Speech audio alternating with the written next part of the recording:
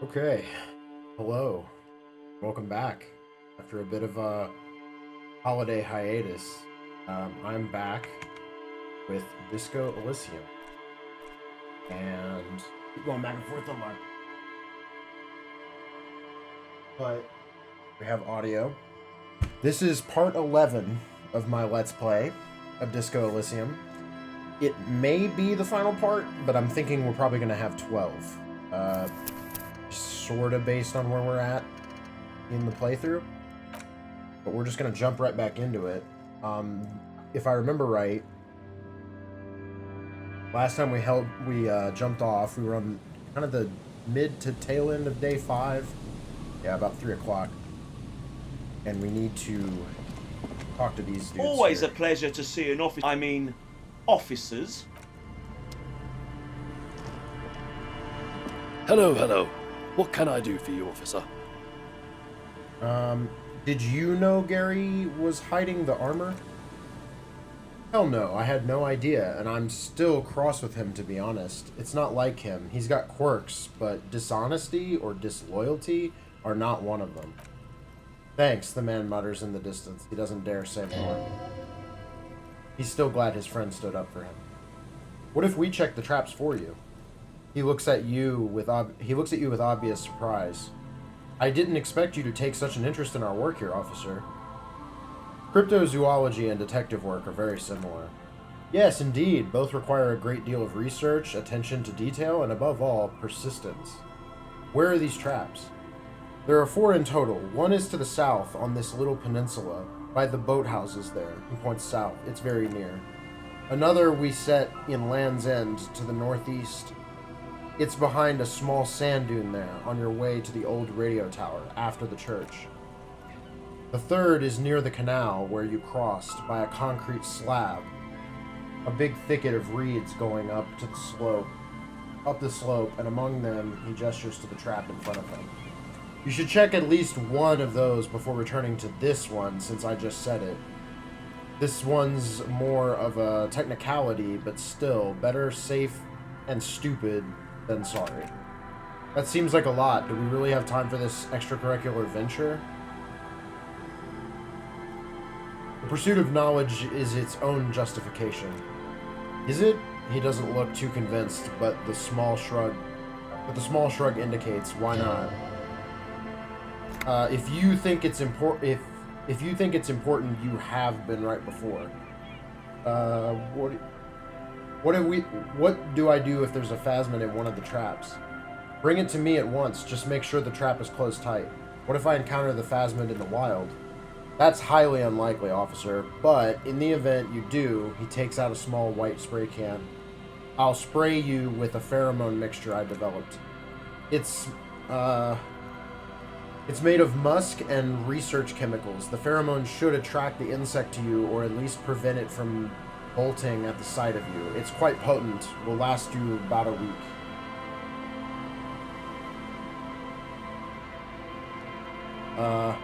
Lay it on me. He douses you with odd-smelling spray, then gives you a satisfied nod. This is the smell of dying reeds, of longing crumbling into the water. The lieutenant wrinkles his nose. I hope you're not buying this. He dispenses it without letting you touch the canister, so it would be precious, like holy water. It is precious. A single dose cost me 50 real to develop. Not that I expect you to understand self-financing one's own research. He looks at the lieutenant with disdain, then puts the spray back in his pocket. I'm ready, let's get to it. Right, which means you two can pack up and go back to the whirling. Whatever he thinks about this detour, it's clear that these men are exhausted and in need of assistance. Finally, someone's talking sense. Thank you for your help. Gary and I will start breaking down the camp. If you have any more questions, now's the time to ask. We'll be gone once you get to it. Let me find the location of the traps again and screenshot that.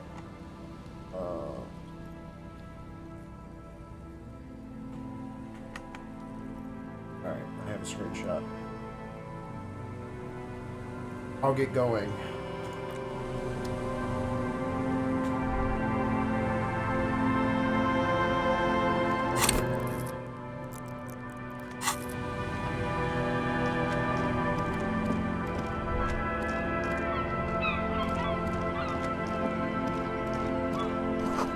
section of the coast hasn't been used in decades. So here's our southern one. Check the traps. Check the trap near the boathouse west of.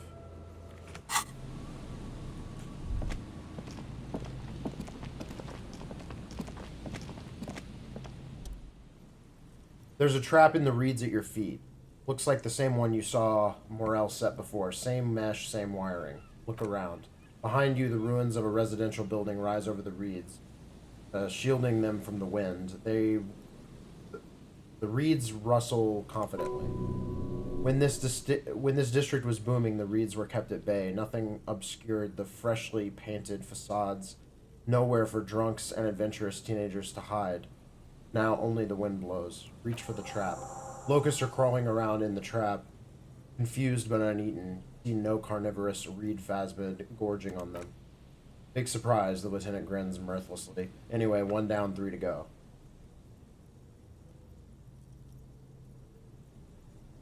Damn, I was hoping it would be in the first one. No, you weren't. He looks to the sea, then you, laying the trap back down on the ground.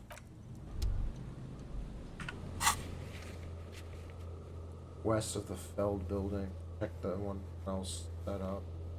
Check the trap in or north of the Feld building. Across southeast.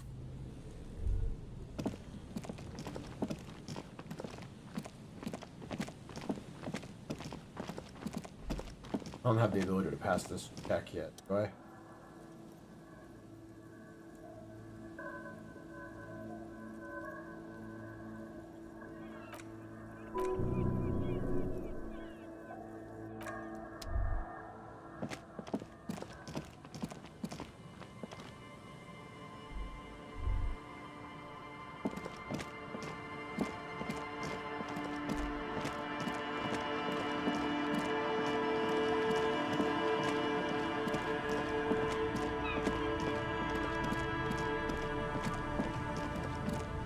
Might as well go ahead and check. Oh, I can't yet. Oh wait, it's this. This is the trap Morel just set. Checking it over, he said, is just a technicality, but look around. The reeds by the abandoned campsite hiss and shake.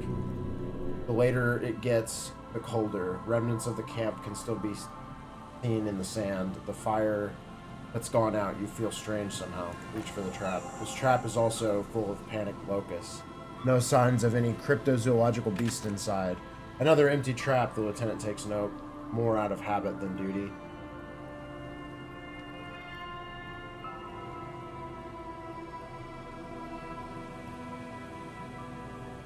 How are you enjoying the cardio, Lieutenant? I'm quite enjoying it myself. Always up for a good jog, otherwise would I still be on this case with you? He smiles and raises his collar. It's windy. Leave.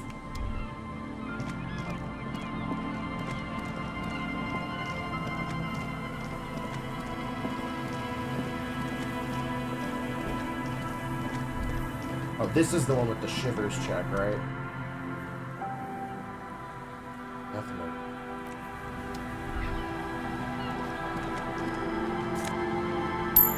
Ooh, nice.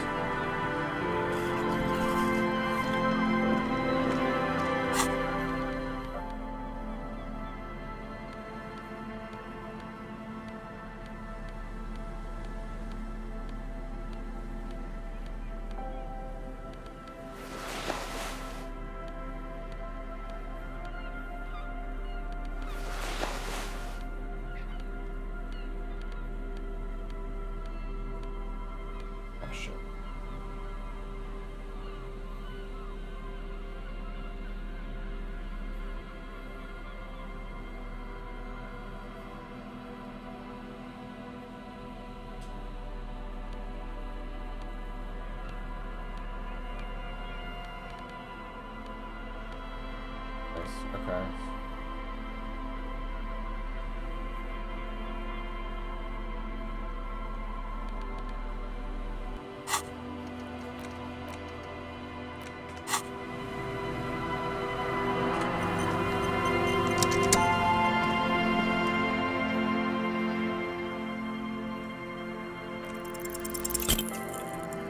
Listen to the wind, but for what?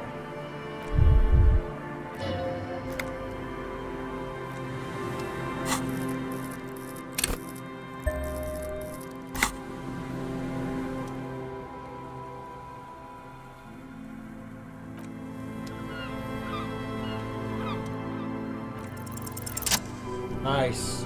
Suddenly there's a sigh carried on the molecules around you, moving, flowing from high pressure to low pressure. Like that of a woman emptying her lungs, she wraps the collapsing stone box in front of you in her breath, flowing through it. Where does it go? In through the collapsed roof, flowing down through a concrete staircase to the basement, sweeping away footprints in the dust of the stairs, and then the beach below the boardwalk, its winding tunnels a whisper away. I think she's down there, below this building. Okay, why?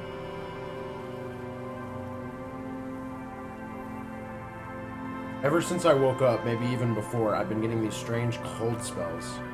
Good, yes, cold spells. He seems incredulous. So basically your hangover is telling you she's down there.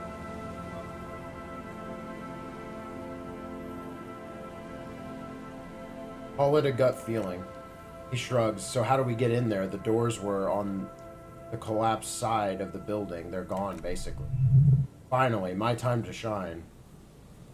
There's a ladder next to the sign. Point to them. Perhaps we can climb them, enter through the roof. Perhaps you can climb them. We're not climbing anything. I'm 43 years old, and I plan to live to see 70.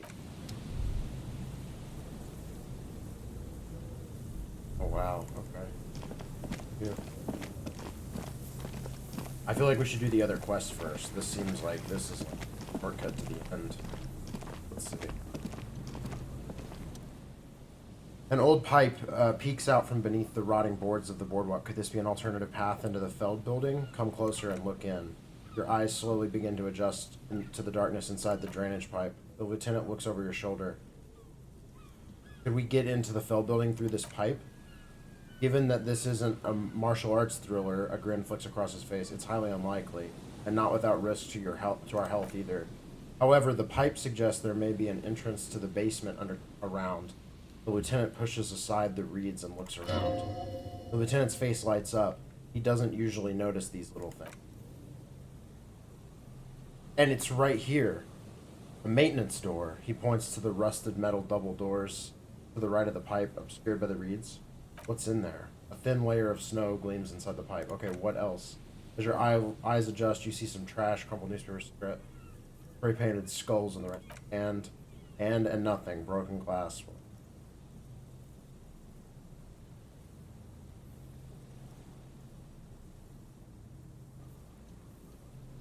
Oh, interesting. All my break-ins help with this. Try to pull the door apart.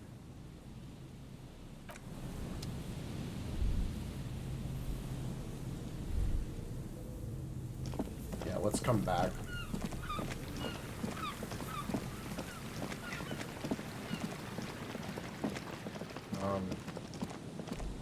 I don't really know where to find this one that says it's the canal you crossed. Oh, wait, it's literally talking. It's literally talking.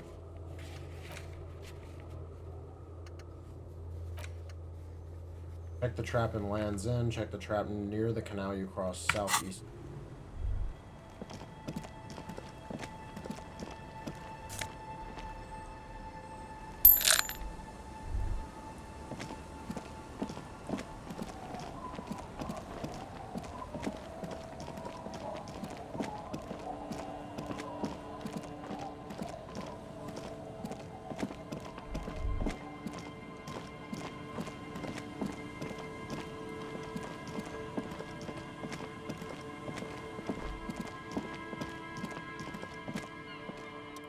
This trap's not too hard to spot once you know where to look for it. Keeping it hidden has not been a priority for the cryptozoologist. Look around. The reeds bend forlornly toward the sand. Some tufts have been crushed. Snow covers the broken stalks like a shroud. In the east, the city center hums to you. The constant distant song, louder on this part of the coast, nearer somehow, and there's that cold again, always the cold. Reach for the trap. Nothing but locusts in this trap as well. Definitely no cryptozoological monstrosity. Empty as all of them, he pants. One more of these and we're done. His face is red from the cold sea air. He crouches to catch his breath. You getting tired? No, I'm fine. I didn't mean to complain. It's just he's short-winded. The sentence in there. Alright, so now we are gonna head way back behind the church. What is the skill check with her? Suggestion. Oh yeah, but I need to come back when he's not, when the detective is not with me.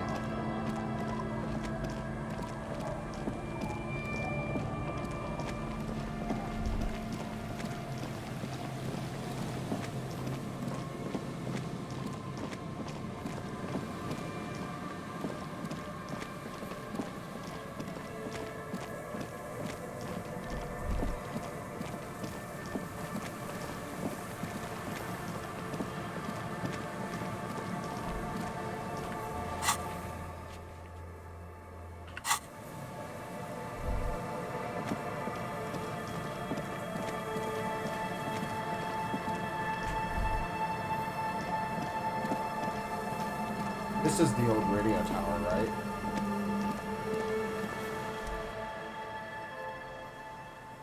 An old door warm with the elements guards the wind has blown a sand dune in front of it. The door hasn't been opened in a long time. In a long while you see a handle. What is this thing anyway? It's military, a service depot of some sort. Used to service what? The washerwoman mentioned a depot up the coast. The lieutenant looks the hunching concrete toad in front of him. He said it was for moving ammo and cargo across the bay. This might be it. Could this structure have been used to take the shot? From here to the whirling? I can't see how. He looks southeast and blows on his fingers. The church is in the way.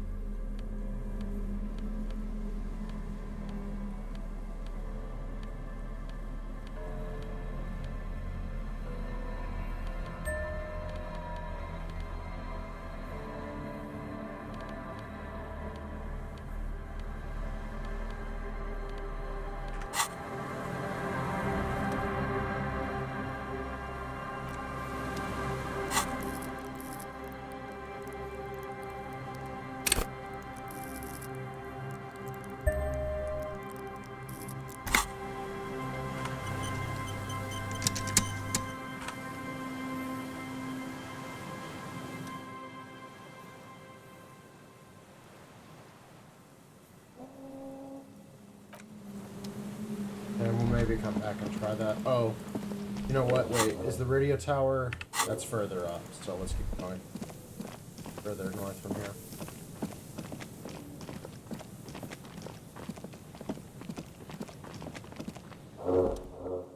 It takes you a moment, but finally you spot the last of Morel's traps. This one's partially obscured by the reeds. Look around. The reeds shake sadly in the coastal breeze. Snow pecks the stalks. Most of it melts quickly. The reeds seem to be waiting for something. The wind picks up here near the cape's end, surrounding the narrow strip of land from three cardinal directions. Cold for this time of year. Reach for the trap. The trap feels light and silent as you pick it up. Something is different here. Look closer. No locusts. No phasmin either, but still. Look closer still. The lieutenant studies the trap with you. Well, the bait worked on something. This doesn't mean it was a reed monster, though, unless you see one in there. I just see an empty trap. The netting is a little untidy, messier than the others. Looks like someone or something picked up the trap and shook it before dropping it back down on the ground.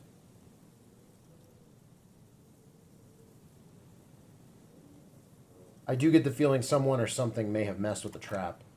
He purses his lips. Perhaps our cryptozoologists have competition in the form of an actual entomologist, or someone else is sabotaging them. I could present more theories, but then I would be taking this on as a case, which I'm not.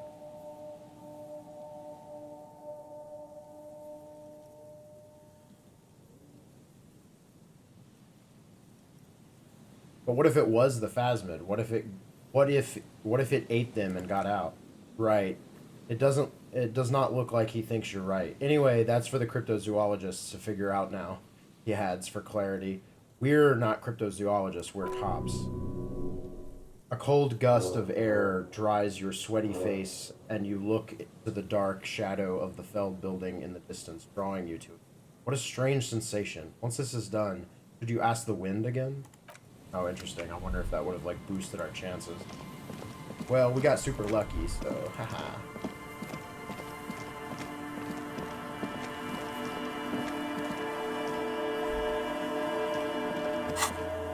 Alright, tasks. Inspect the traps. The last trap was empty. Return to morale in the whirling within. That we have to do at 2200. That we can do, but I'm probably not going to try to do that yet.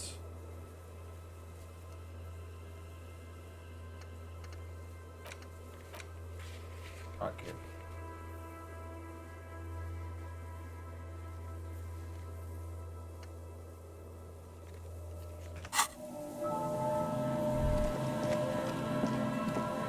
Where do we need to go on the boardwalk to check? Oh.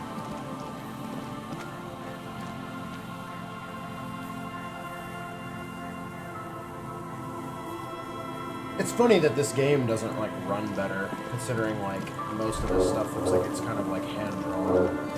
It's just the resolution I'm running at, probably. I'm playing at 4K, so, you know, all bets are off in terms of, games, operating, smoothly when you start playing at those kind of resolutions. I could sit here and fuck with this phone more, but I don't know that I really want to. Where else can we check for bullet tracing?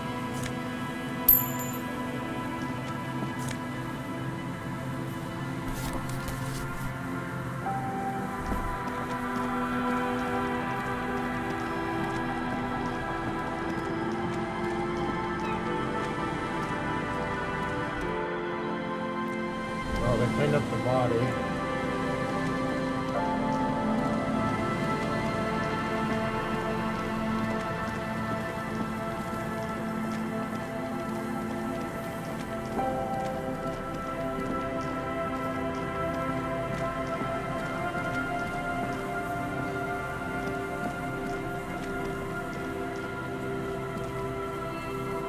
Maybe it's up on the roof of this building where I need to check. That seems right. Probably. Alright, let's go do some of the church stuff.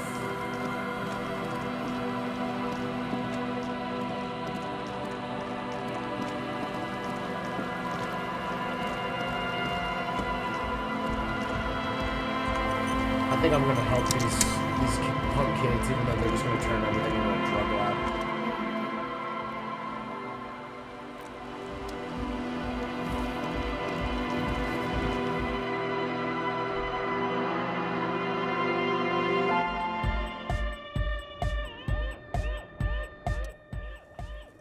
Good morning, comrade! Yeah! I found this reel of tape. Maybe you can use it to hard up Ike's jam. Give him the fixed Hawthorne tree tape. Yeah, remix time. His voice booms through the church as he takes the tape and attaches it to the empty reel slot. Tape goes here into deck B. He clicks a switch. The tape starts spinning. A hand on his ear, he listens to the audio through his headphones and shouts, "Wow!" His face lights up with delight. Did you get this from Arno himself? A great excitement is bubbling to the surface within him. This is big. What do you mean? Listen, I'm just going to show it to you. Ready? Ready.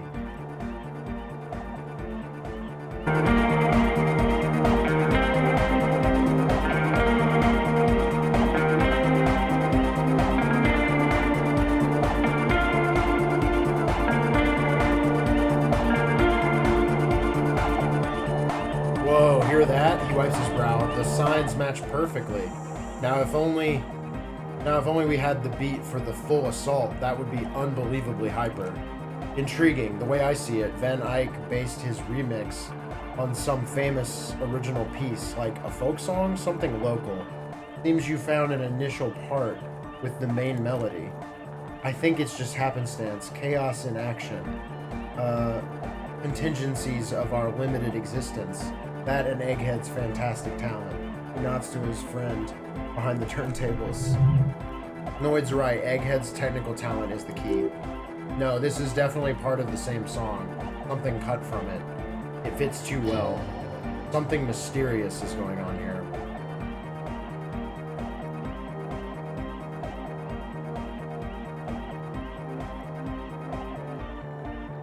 Maybe Arno and Van Eyck live around here and just threw a part of his song away because he thought it was shit. Be how it may, if it fits, it fits. He pumps his fist in the air. Bring up the volume. What about the bass? Do you have any ideas for that? Andre looks back at you.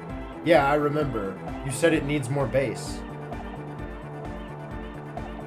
Honestly, nothing springs to mind right now, but I'll see if I can come up with a solution down the lane.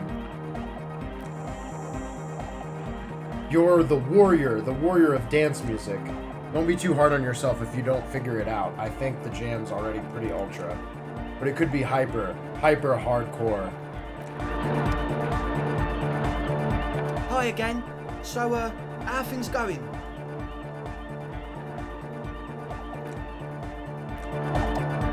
Huh, I see you're here again, offside man. Did I mention getting us into the church would help? I saw a sticker on the padlock. Can you tell me anything about it? A sticker, you mean the yellow one? Can you describe it to me? Interesting. He wants you to describe it, though he already knows what it looks like. Why describe it if you already know what I mean? So I can hear you do it. Sometimes the outside gaze helps us reflect on things. Noid, don't bother our guests with your games. Piss off, Andre. Me and Mr. Kopp are trying to discuss art.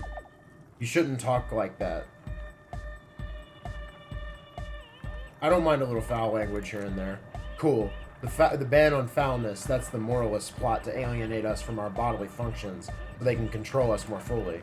Anyhow, what was the sticker like?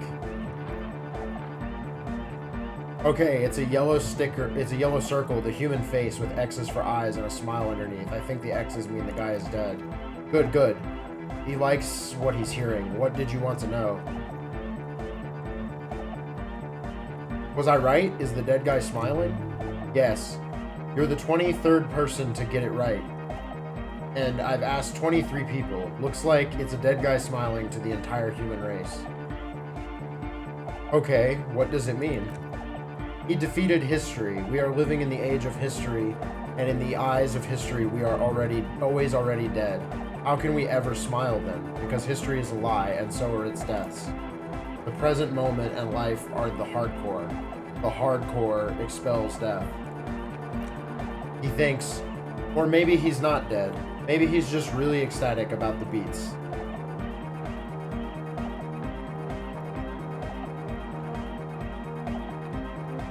I'm thinking maybe the smiling dead guy is a symbol for communism. It's also dead, but doesn't care. He considers this for a moment. Yeah, that interpretation holds. What makes the sticker so modern? Simplicity was brought to us by classical stylized modernism. But that was a tasteful, harmonious simplicity, right? Well, hardcore is not tasteful or outwardly harmonious. It's a warning shot. This will be dangerous. The echo of man's loss haunting him. The sticker, the clothes, the music, same thing.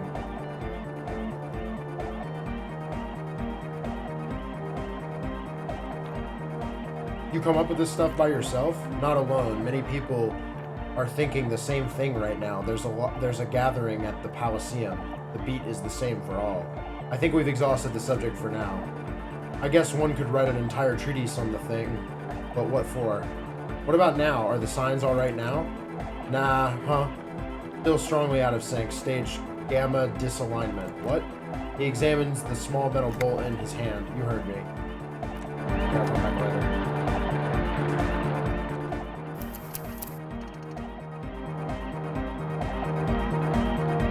Hi again. So, how are things going? About the church, I checked it out. And he tenses up. What happened? I talked to the crab man. Oh man, who is he? What do you think? Seemed okay, to be honest. Very spiritual. Really? Huh, interesting. What's he doing at the church?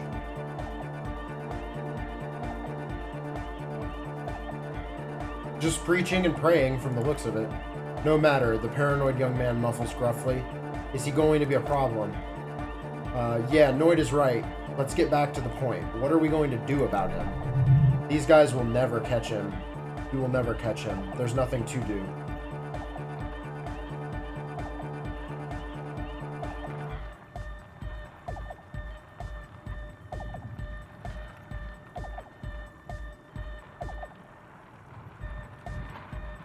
Actually, he told me he wouldn't mind the nightclub at all.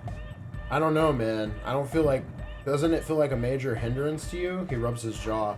A spooky guy climbing around when all the guests are trying to have nice, friendly hyper time? You're just going to have to... You're just going to have to live with the crab man. I guess it's not a massive problem now that I think of it. Everyone is welcome to dance till the morning light. Yeah. Maybe, I guess we'll figure something out. Okay, but what about the other spooker? The one in Grandma's clothes. Did you see her? I was using the mainframe when Suna, the former lead programmer of Fortress Accident, appeared. A programmer? That's odd. What was she like? Did you ask her about the nightclub?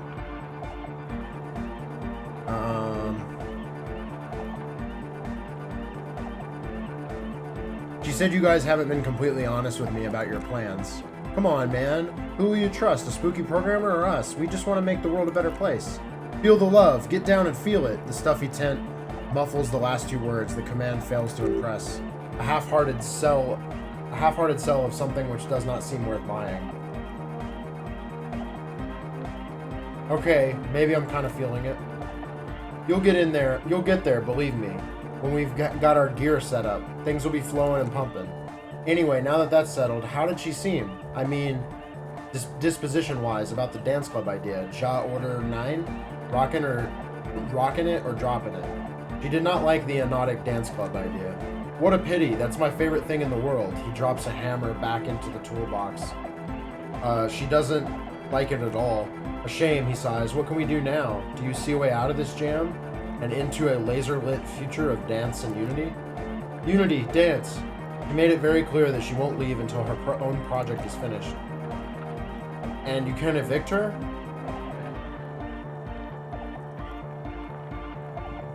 No, I won't evict her. We have to come up with a different solution. Look at you, honored man. No, Noid, he's right. Maybe we've approached it the wrong way after all. I'm sure there's a workaround. We can make a deal not to bother her. If that's okay with her, we only want to get in the church and spread the joy and ecstasy of music. The lines in the dark coexist. At least Crabman seems like an advanced being. He's hard. He'll understand. Yeah. He can do his climbing thing in the tower. And the programmer, does she like Anotic dance music? She absolutely does not. Really, truly despises it. Egghead cannot believe what you just said. It makes him pump the jam a little slower for a moment, and then he returns to the full swing of it. No worries, we'll figure it out. The man nods enthusiastically, then leans in and whispers, if coexisting fails, you can always muscle her out, right? If it's all okay with you. What do you think?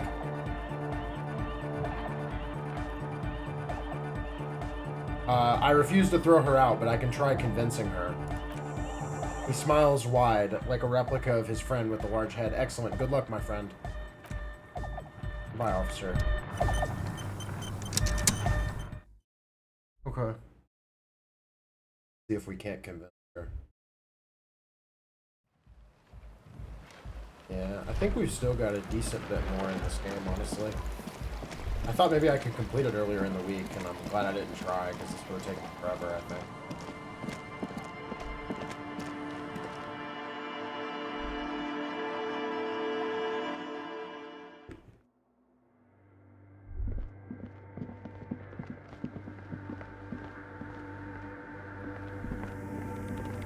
Yes, what is it? What if you didn't have to leave? I talked to Andre. He wants to make it work. I don't want to make anything work, she replies, her expression unchanged. Hold on, you don't want to make anything work? Yes, anything. I don't want to make anything work. It's not the anodic dance music that's made her bitter. It's the failure of Fortress Accident. Are you bitter because your radio project failed? That's right. Something strange shines in her eyes. If we couldn't get our Welkins to happen, I don't want anything to happen. Ever again. There's not a trace of irony in her voice. She means it. Oh.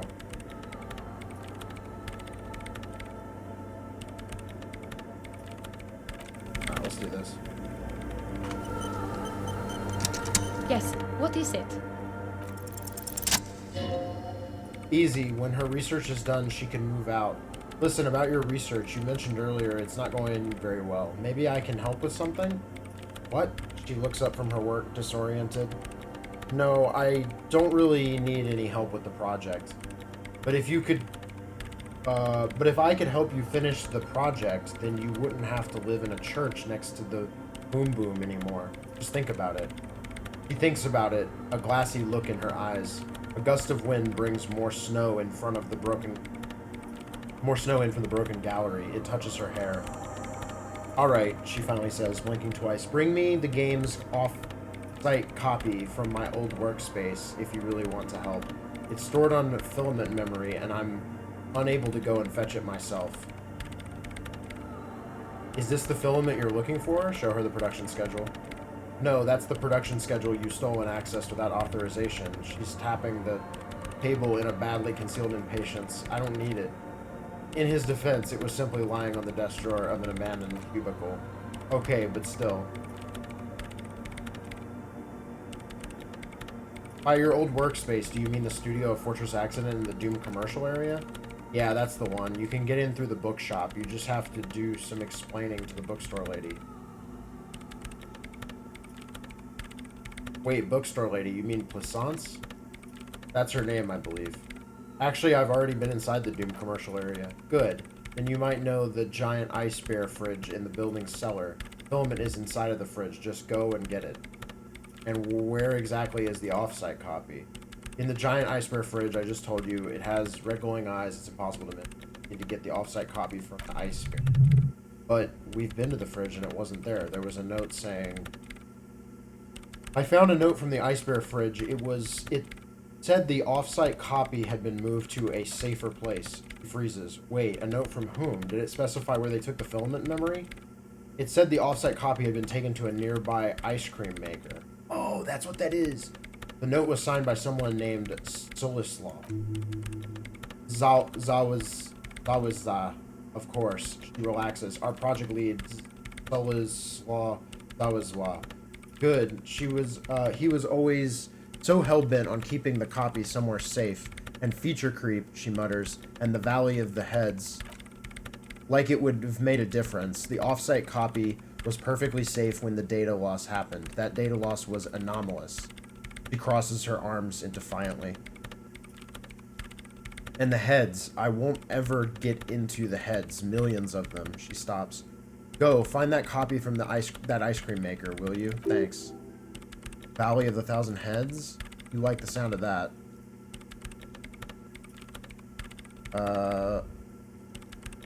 By the way, we put a dead body in that fridge.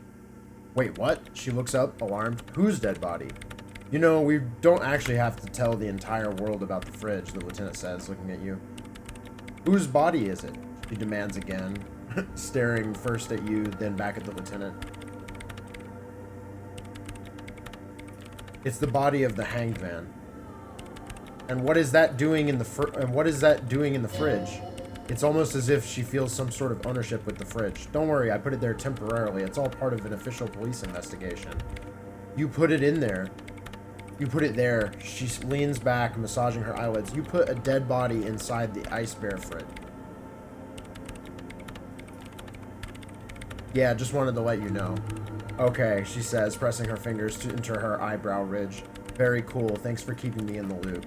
We would appreciate it if you kept this knowledge to yourself, miss. Who would I tell? My mother? She shakes her frizzy head. I don't have anyone to tell, and if I did, I wouldn't. I don't care. Why can't you go and get the filament yourself? The bookstore lady hates me. Says I'm part of the curse, whatever that means. Wait, are you part of the curse? Of course not. She crosses her arms. Anyway, I don't have to leave. I don't have my keys anymore, and she won't let me in. Why does she think you're part of the curse? Because she's from Martinaise, and people from Martinaise have never ever seen a radio computer. She thinks it emits elemental evil.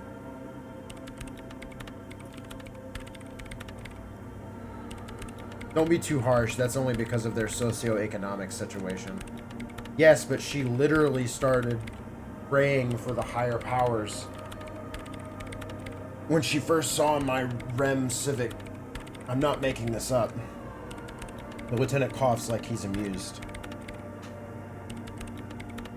Once I came in one morning only to find that my terminal was full of those strange trinkets and amulets, wards. It looked like some Seminese magic. What is an offsite copy and why do you need it?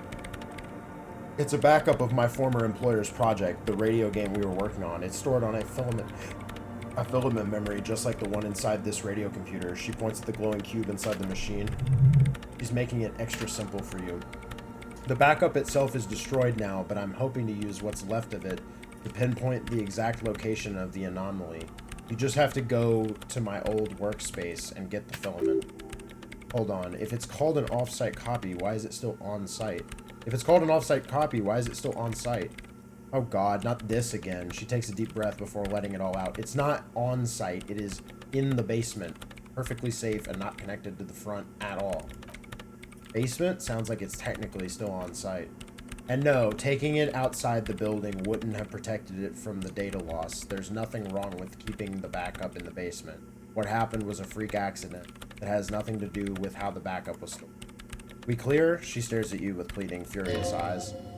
This is clearly a painful topic for her. She must have had to explain herself numerous times. I found the ice cream maker, but couldn't get it open. It's completely frozen.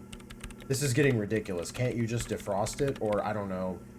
I don't know about the ice cream maker. Just figure something out. There's a solution, but she doesn't want to hand it over to you yet. It's a thing, something she holds dear. Alright, I'll go look for the offsite copy. Thanks. She thinks for a moment, then reaches behind the radio computer and hands you what looks like an oversized pry bar. Boom! There we go. And here's my Volsund multi-tool. You might need it to hack loose some ice. It opens everything. If you get me the offsite copy, then you can keep the Volsund. It hurts a bit for her to say this. She's not too happy to be parting with the Volsund. I have no idea how to say that. The legendary Volsund multi-tool. This is pry bar version 2.0 for professional like you.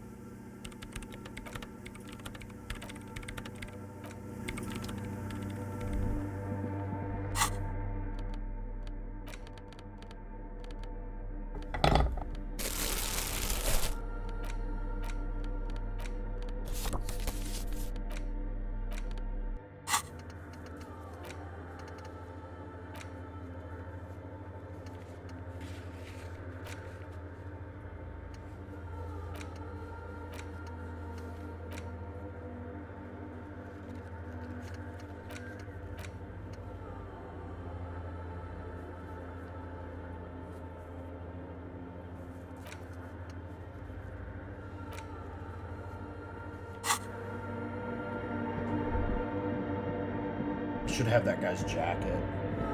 We should be able to go turn that in. We should be able to go open the ice cream maker finally, and et cetera, et cetera.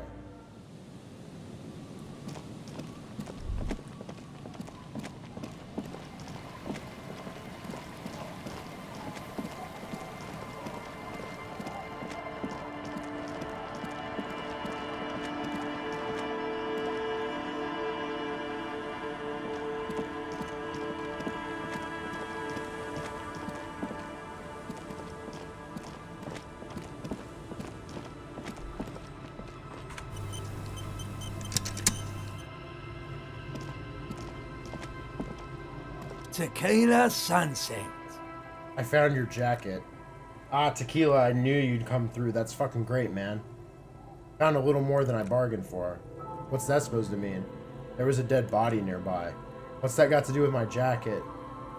It's a pretty freaky coincidence. What do I care about some local stiff? You gonna give me the jacket or no? Fine, take the stupid thing. Give him the jacket. Let me see. What's this? This isn't my jacket. My jacket was beautiful. This is fucking filthy. What am I supposed to do with this? What do you expect? You left it outside for a week. I'm not taking a disgusting pile of hobo rags. I may be in an irrecoverably decaying orbit, but I've got standards. He hands it to you. Either bring it back the way it was before, or find a dumpster to burn it in. The lieutenant inspects the jacket in your hands. You know, despite the guano, it looks like the jacket itself is stain resistant. It may just need a good scrubbing.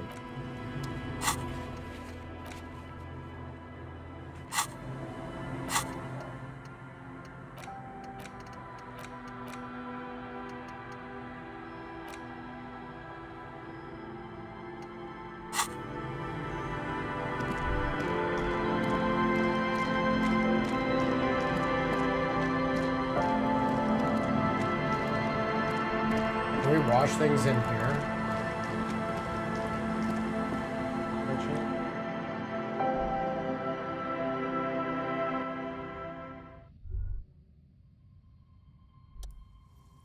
A brisk coastal wind still howls against the window of the shack.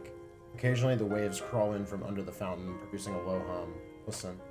The room feels muffled, like you pulled a hat over your ears. Outside, it is cold and windy, but you're inside and it feels safe and warm.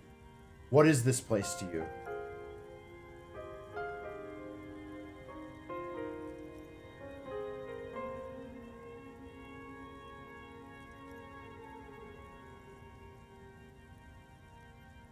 My forward base for the coastal part of the operation. Overhead, you hear the forlorn shriek of seagulls. Far below the birds, a wooden boardwalk filled with abandoned stands, tables, and benches echoes from a long lost time. A middle-aged man stands in a rundown shack on the edge of a fishing village, listening to the heater hum of on the wall. Thank you, strange sensation, for the fair assessment of the current situation. Outside, the howl of the wind has picked up. The waves crash against stilts again. It's as if you think the thought, but in someone else's voice. Ravachol forever.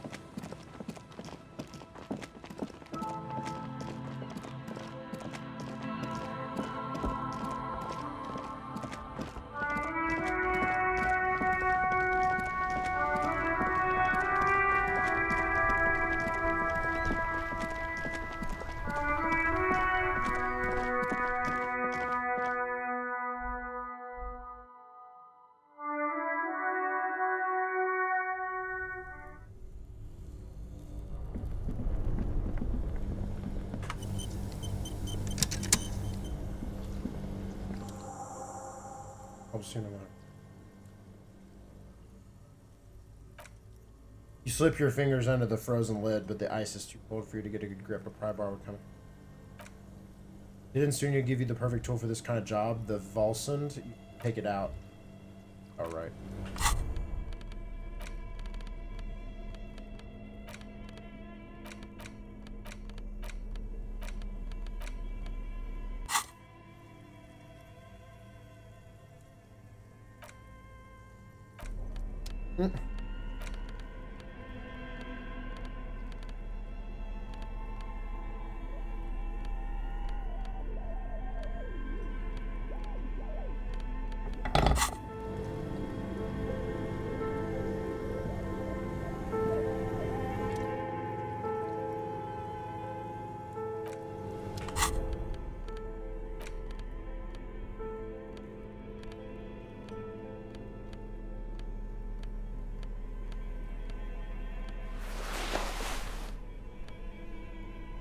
That's not right. Oh, but this is reducing my...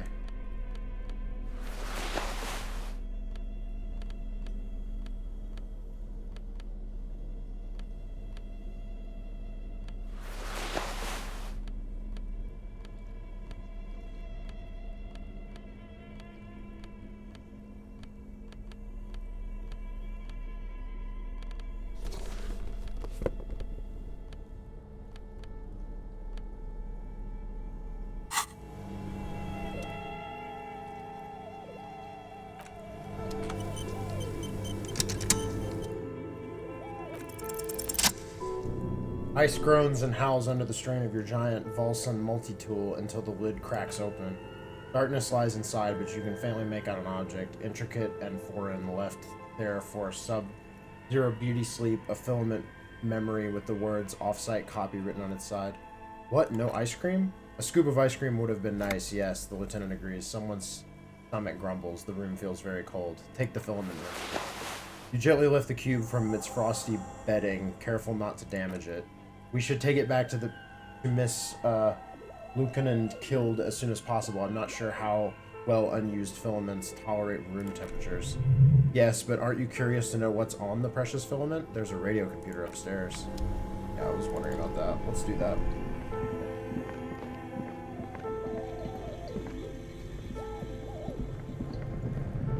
Oh, that multi-tool is like gigantic. What the fuck?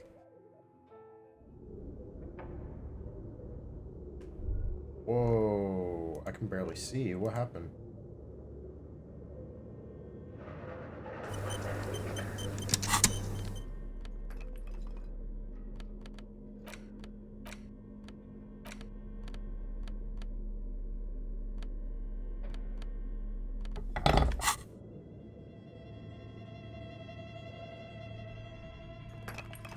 Oh, I can't see because...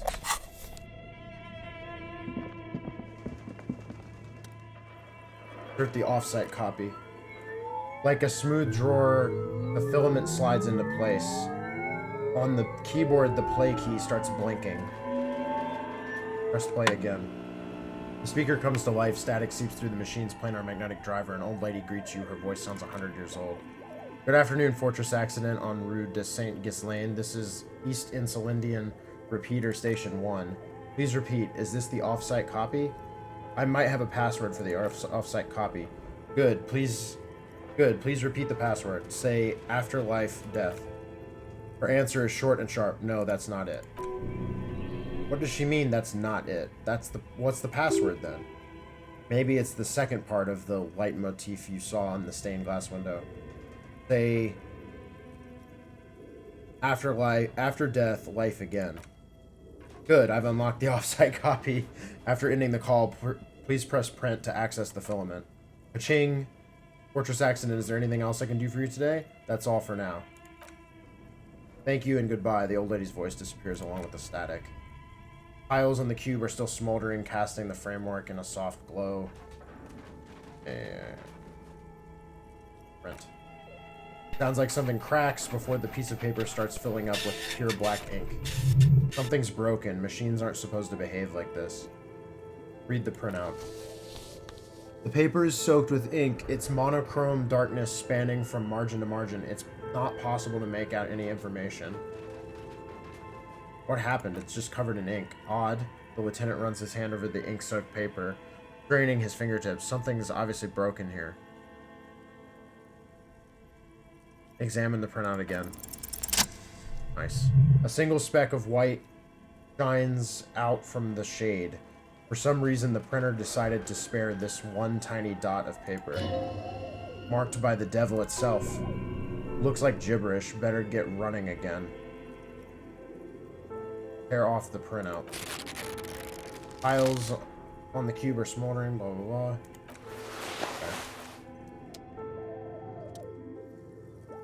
Or did we...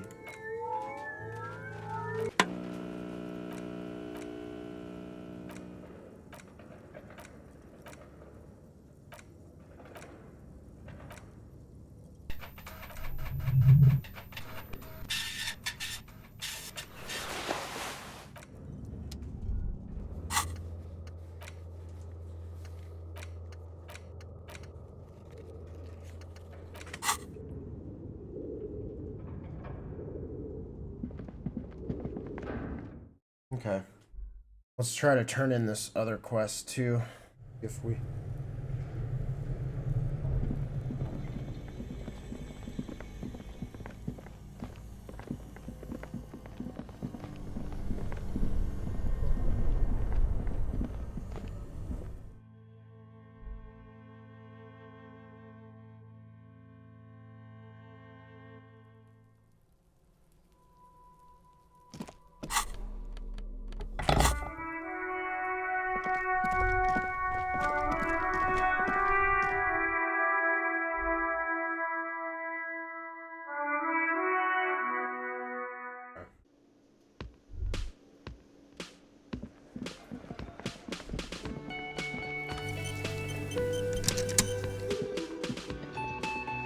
Oh, sweetie, I don't even know how to thank you for finding my husband and helping him out. I hope we haven't been too much trouble for you.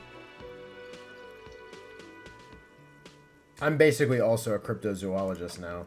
I knew it, you hear Kim say quietly to himself. I'm not surprised it's already getting out of hand. We got a tie. Well, in that case, sweetie, let me give you a small token of my gratitude. He hands you a ribbon tied together by some silver bird skull. It's a tie, mesquite in origin. The pin is an antique, quite special to the cryptozoological community. The little silvery knob holding the tie together feels warm in your hand. It's in the shape of an avian skull with 8 eyes. That's all for now, ma'am. I couldn't possibly shower thanks on you as enthusiastically as my wife has, but I am grateful for your assistance, officer. He tries to play it cool and remain professional, but inside, this man is itching for some news on those traps. So I checked all the traps. Good, okay. He breaks his calm, and one of them was empty. Completely empty? The cryptozoologist's eyes grow wide. Yes, and there was nothing in the trap. No locust, no phasmid. No locust, but no phasmid either. That's not ideal, but he rubs his chin. The old woman's face lights up. It just means the Insulindian phasmid is even more clever than we thought. She's engaging in a well-known self-deception called motivated reasoning. You should correct them. Of course, the detective whispers to himself, more clever. You're dealing with a subject near and dear to their hearts. It might behoove you to tread lightly. Yes, the Phantasmodia picked off the locusts and escaped. This is good news, though we'll have to reconsider the design of the traps, make them more secure. His companion sighs, another trip to the reeds.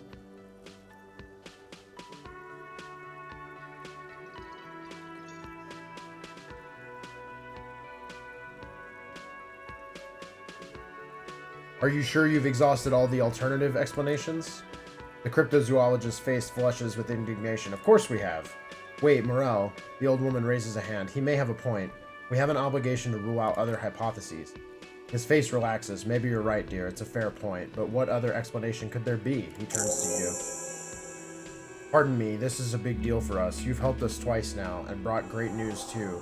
My gratitude and the gratitude of the Société Cryptozoologique de Revachol is yours. Heartfelt gratitude, but does it feel like closure? What really happened? Thank you, it's an honor, he says with a straight face, then turns to you.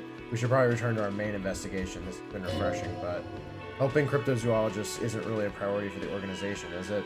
The lieutenant looks out the window impatiently. Damn it, Lieutenant, have you no intellectual curiosity? Develop an alternative theory about the missing locust. Consider the way the empty trap was disturbed, as though shaken. Most likely the hands of a young person, hands small enough to fit inside the trap too. You should ask the red-headed boy, Kuno. I think a little hooligan called Kuno may have stolen the locust. A little hooligan? But what would a child want with bugs? A shadow of worry passes over the woman's face. Oh, my dear Morel, you've been an old man for too long. Kids love to torment insects, almost as much as they love to torment old folks. I'll talk to the little gremlin and see if anything comes up. Delinquents, my favorite. It doesn't sound like it's really his favorite. Oh, you've been such a dear to us. Please let us know whenever you turn up. I have a feeling we're getting so close.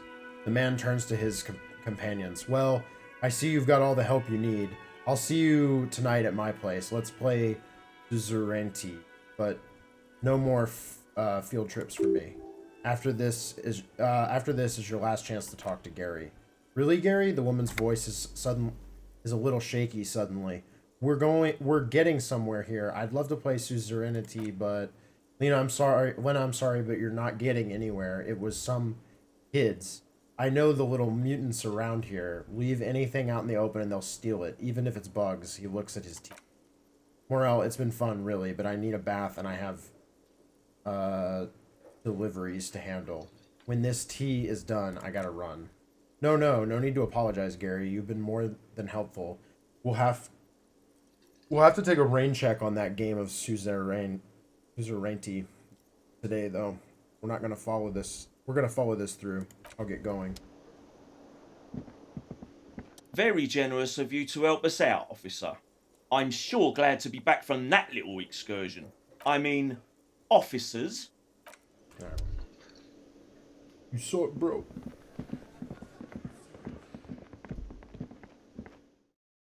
Go talk to the coon.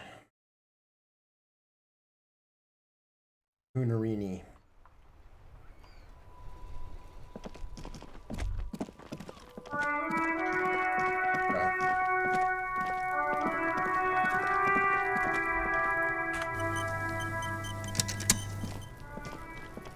Fuck, does Kuno care? The boy turns to you. He doesn't care. You wouldn't happen to know anything about any missing locusts. No, Kuno doesn't give a fuck about bugs. So he knows locusts are bugs. Oh my god, the little one seems distraught. I told you that shit is lame. Shut up, C. Now they're gonna take you to lame prison. She sounds like she's about to cry out of disappointment at Kuno's newfound lameness. Now hold on, no one is lame here. Just tell me what happened. Deny everything, Kuno. You need to lawyer up. Kuno's not going to say anything without his lawyer present. There's definitely something going on here. Remember his pig's head shack? You should check it out. Okay, I'm off. Kuno doesn't fucking care. Check the shack.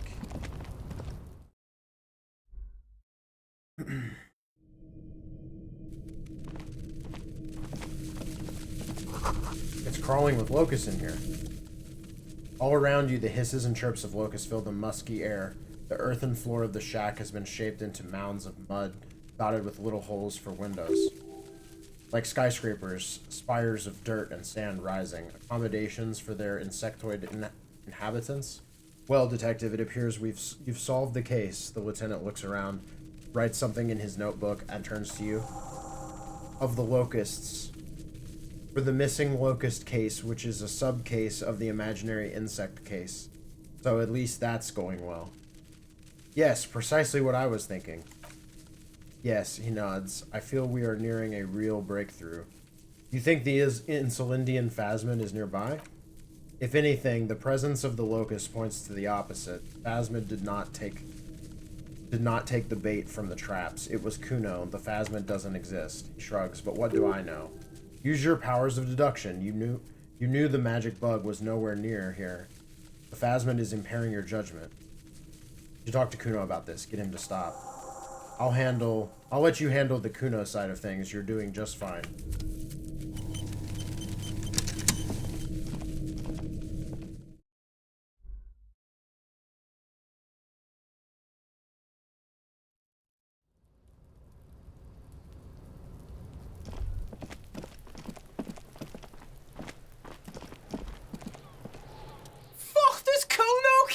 I know you took the locust from the traps the cryptozoologist set up.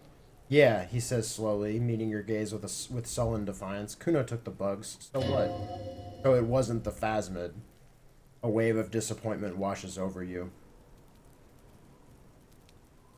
I was really hoping it would be the reed phasmid that ate the locusts, not you, Kuno. Yeah, well, Kuno's all you got, bitch. You say you don't give a fuck about bugs, then you go and build a whole bug town. It's not a bug town, it's the city of locusts, he says, enunciating every syllable. Locusts aren't just bug shit. They come out of the sky like a fucking shadow. Shit descends. Stop, she wails from behind the fence, then buries her face in her hands. You stop. It's like their fucking night locust. It's like their fucking night locust city. Night city. City of rage. There's a tug of war over the name of his fantastical city. It's almost too big for his imagination. The girl forces herself to watch again, the corners of her eyes twitching from discomfort.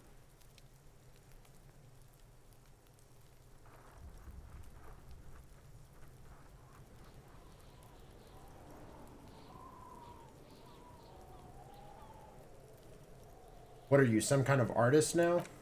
Maybe I am, he says, looking you straight in the eye. Did he just say I? Kuno usually says Kuno. Hold on, did I hear you right? You said I? Kuno made Kuno.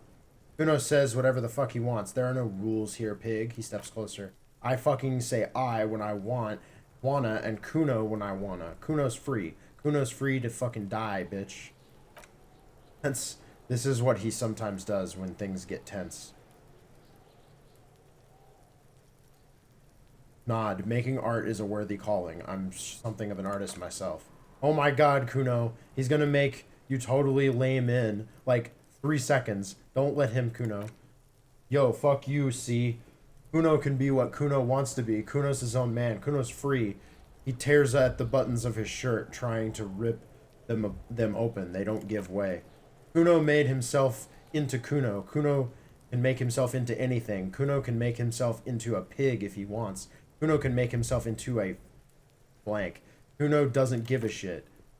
Don't make yourself into a pig, Kuno. You'll have to take me away. A leaden silence fills the yard. So that's what this is about.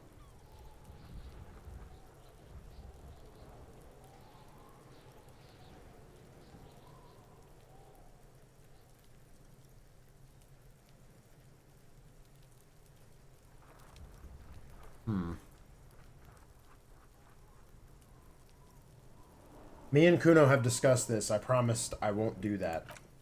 I don't believe you. She disappears entirely behind the fence. For once, the boy is lost for words. He's turned completely red now, with splotches of white beginning to appear across his face. Use this momentary confusion to take control of the situation. You got him. Now convince him to leave the cryptozoologist's traps alone.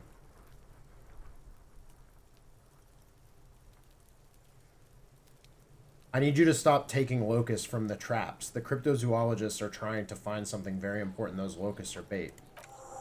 I don't give a shit. I don't need the locusts anyway. Shit is all lame now. He turns toward the fence. C was right. The girl's face appears again above the fence, just long enough to make eye contact with Kuno. She doesn't know whether to be glad because Kuno's finally convinced of the lameness, or more worried because of his continued use of the first person singular. Kuno is Kuno, not I. I have to ask, what does the city of locusts mean? It don't mean anything. It's shit. Kuno just likes to focus. Kuno likes to concentrate on shit, build shit when he's zipping hard. Fuck. Turns his face up to the heavens. Pig, he says finally, lowering his gaze to meet yours. You really shouldn't have fucked with Kuno's city. Now it's all fucking lame. What's going to happen to the locusts? Nod toward the shack. Kuno's gonna let the fucking locusts die. Okay, now that that's settled, I'd better be off. The fuck are they trying to catch anyway? He asks before you leave. With the traps. The Insulindian phasmid. Huh? He mutters to himself. He recognizes the name. Wait, do you know what the Insulindian phasmid is? Bitches think Kuno don't know shit, he says angrily. The fuck out of here. Kuno's tired of this shit. There's silence between the two children. They're not saying anything to each other, nor looking in each other's direction. Fuck, does Kuno care? Kuno, the pig's getting pretty close to me. Come to snuff my shit out, I think. Take one step closer. Looks like it's time for me to go, Kuno. Pig's come to take me in. She means it. The fear is real. I just want to ask you some questions. I'm going away for a long, long time, Kuno. Going away for life. What's going on there? Fuck are you trying to pull, pig?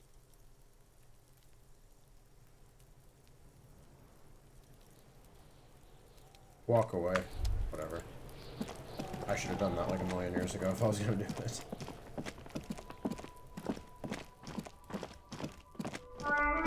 Think.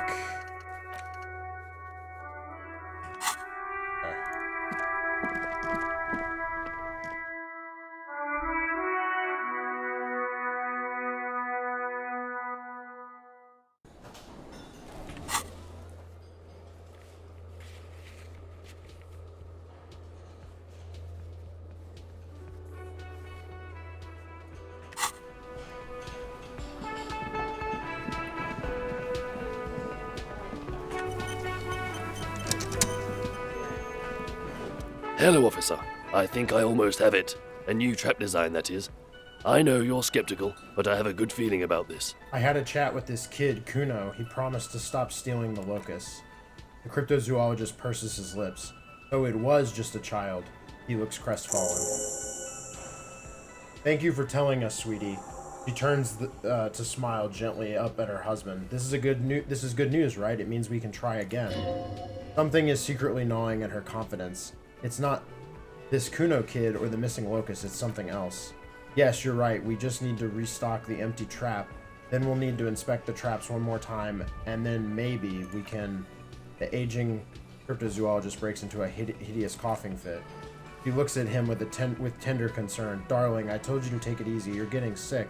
Maybe it's time to go home. You're right, you're right. He breathes carefully, but not to start coughing again. We can come back next season when it's warmer.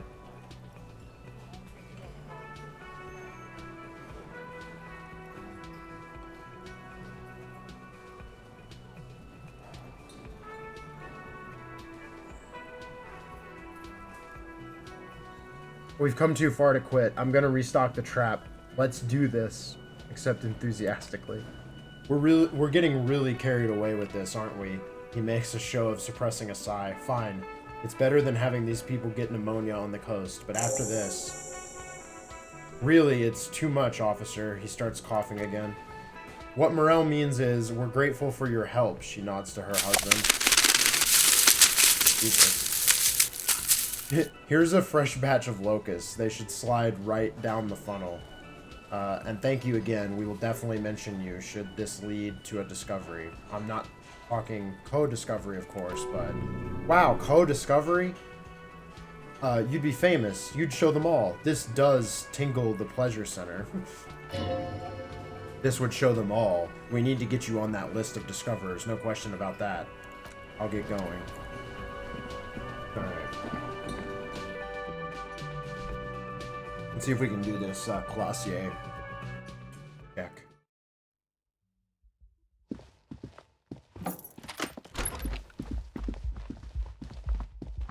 Because it's the last one. We basically have this one and then the net woman in the village. Like, we can try to ask her out, or I don't know if that's but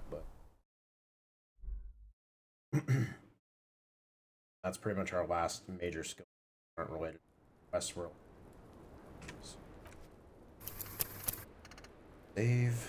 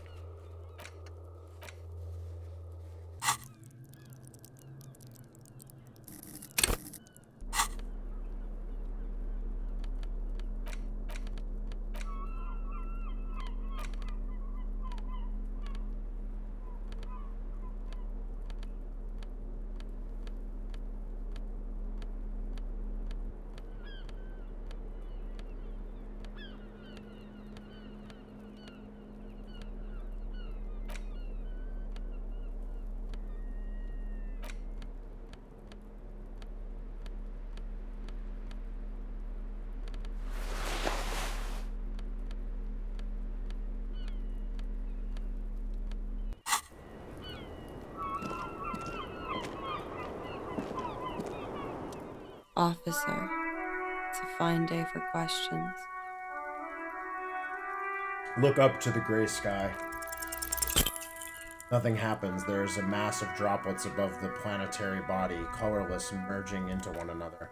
The sky is low and cold. You hear the distant murmur of motor connections somewhere south of here. That is all.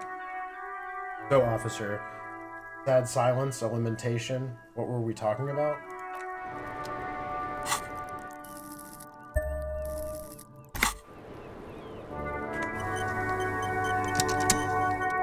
Officer, it's a fine day for questions.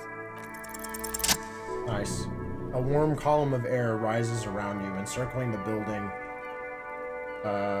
you stand on. You feel its twisting shape, bits of paper and birds on the thermal, along with several million liters of water, all rising up to the great Insulindian sky. Why does it rise? Because it's warm from the gathering spring, from the oceanic current flowing into the bay, the people on the streets, and the machines that hum in the harbor. Heavy fuel oils, too. From the vapor, a great cumulus is formed, a cloud castle 1,000 meters high. A flock of seagulls screams, hitchhiking on the thermal. They too are part of the procession, the honor watch. For whom? For her, the guest, waiting. Is she safe here? As safe as you keep her. What is she waiting for? For Gloria. Soon these clouds will all fall down as rain. Spring will come. 2 more months, maybe less. It's time. Miss, what are you waiting for? You mean here, in Martinez? She takes a drag, slow and long. Nod. I'm waiting for the miracle to happen. It'll take one to get me out of the mess I'm in. And what would that miracle be? The return, of course, she smiles. Now, I know I'm not from around here. I would only be hitchhiking. The return is a big hit in the industrial espionage circles. A lot of desperate, seedy types there, all screwed in this unipolar world. What is the return? Don't you know, sir? I thought you were from around here. You look like Mr. Revachol. Humor me. The return, well, it's part urban myth, part political science. It's a fool's hope, sir, and it's also all I've got. They say there will be an event, that it will happen somewhere here.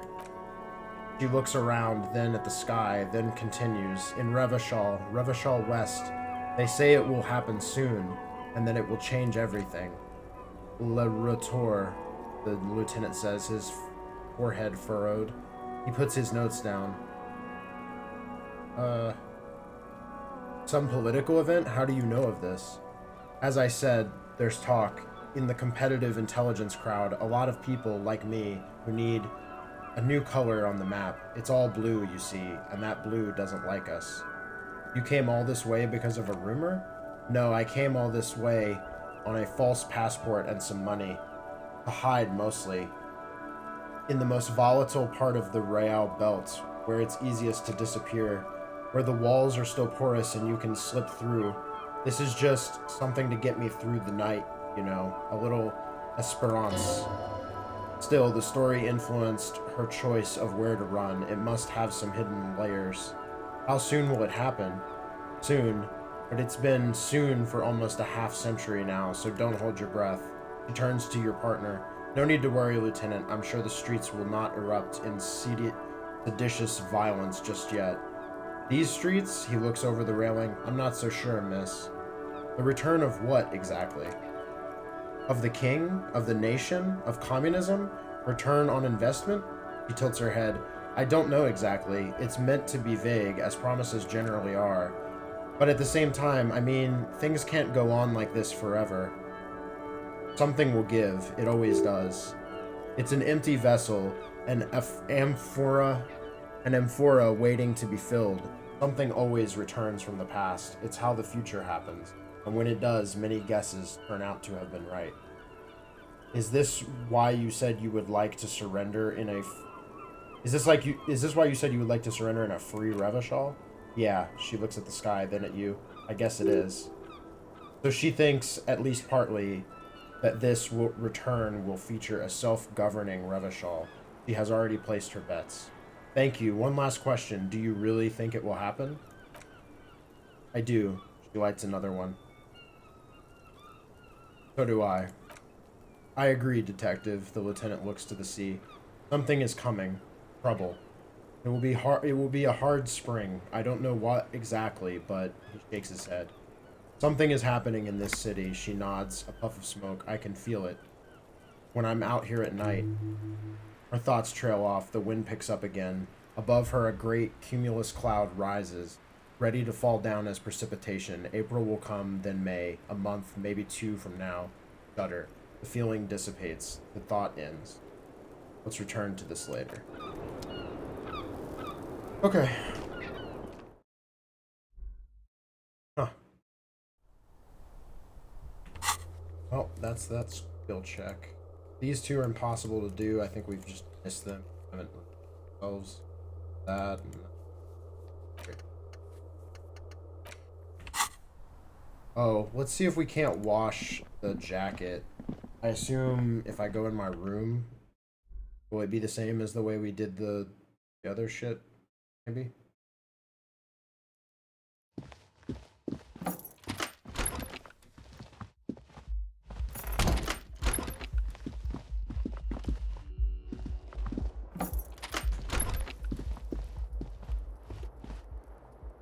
Interact with that.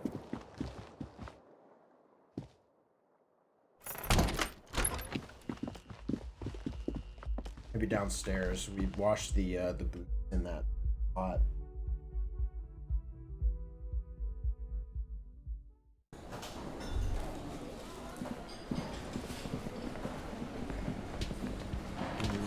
Let me see if I can Google it really quick.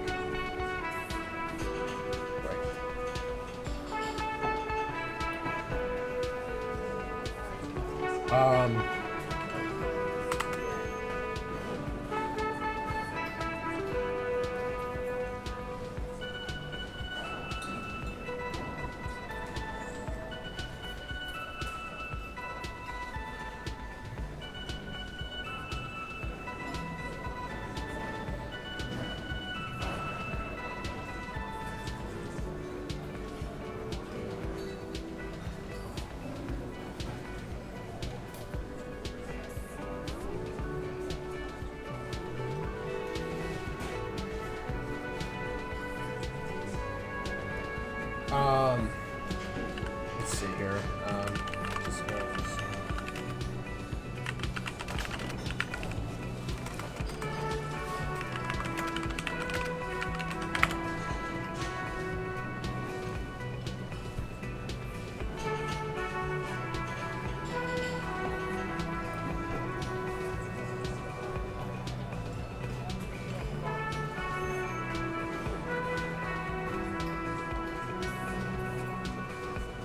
Oh, the woman can wash it. Okay. Got it. The old woman in the fishing village. That makes sense. Okay. I should have guessed that. I guess that would have been kind of obvious. It's just we've washed things before and it didn't work that way.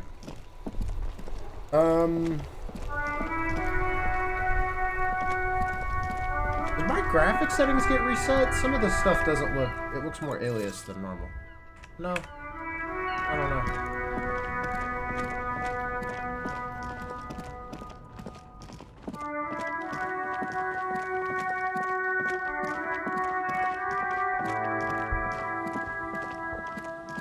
Alright, we gotta go to the last trap and restock it. And we've got to talk to the old woman and get her to wash the jacket.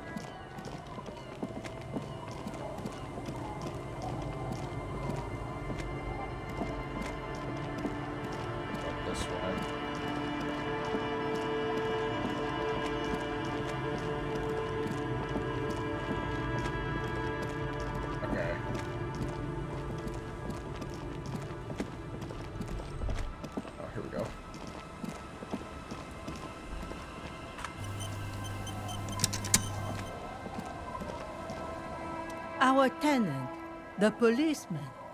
I hope the waves don't keep you up at night. What can I help you with? I found that jacket I was looking for, but it's filthy. Could you wash it off for me? I can wash it for you, she says after looking the jacket over, but it's going to take about a half an hour. Think you can stay put for that long? Hell yeah. No, we must run around ceaselessly. It would be torture to stay put. I could use a breather. It's been another track and field day, the lieutenant says, rubbing his thigh. Yeah, I'll wait. Well, hand it over then, and I'll see what I can do. Must say I'm proud of this one, she nods, handing the jacket back to you. It's pretty nice underneath all that filth. I hope you take better care of it than its last owner. Fine.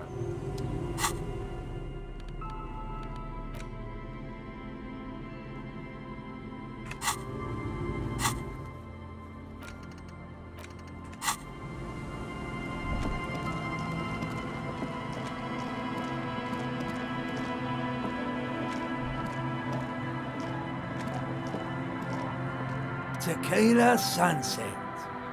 Okay, here's your jacket, fresh washed. My jacket? Yeah, the one you had me clean the seagull shit off of. A look of consternation crosses the man's face. He looks at you, then at his bottle, then back at you. What the fuck are you talking about, Tequila? What the fuck are you talking about? Rosemary, what the fuck is Tequila talking about? Aye, that's the jacket you stole 2 weeks ago. From the kid who was making it with his gal on the beach. That's disgusting. I've never done anything like that in my life. You're both delusional, he scoffs. Found? That's medium concept stuff. It becomes abundantly clear to you how this man managed to lose his keys, business, friends, and girlfriend. I'm calling it. It's neurological.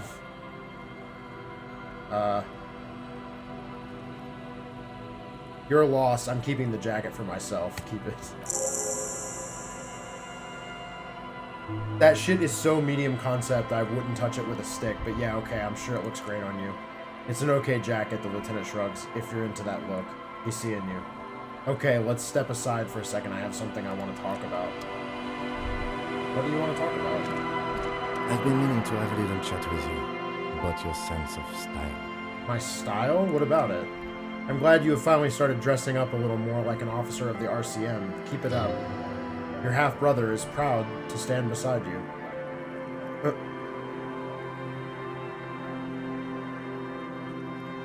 Regular cop, regular clothes. I just got the achievement unbelievably boring fuck. Say 7 incredibly boring things. The lieutenant regards you for a moment, unsure whether you're making a joke or not, and if so, whether he should acknowledge it. Right, detective. You are one regular cop. You know the expression, the clothes make the man? The right outfit in the right situation can make all the difference in the world.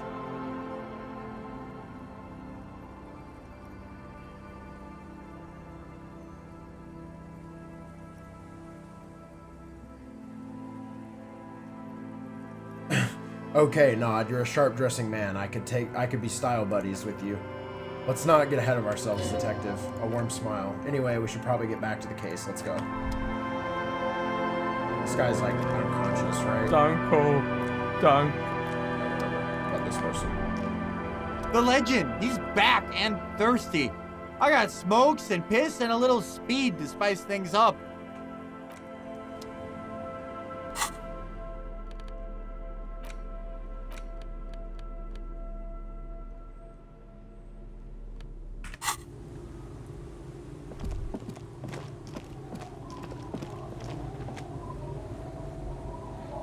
Okay.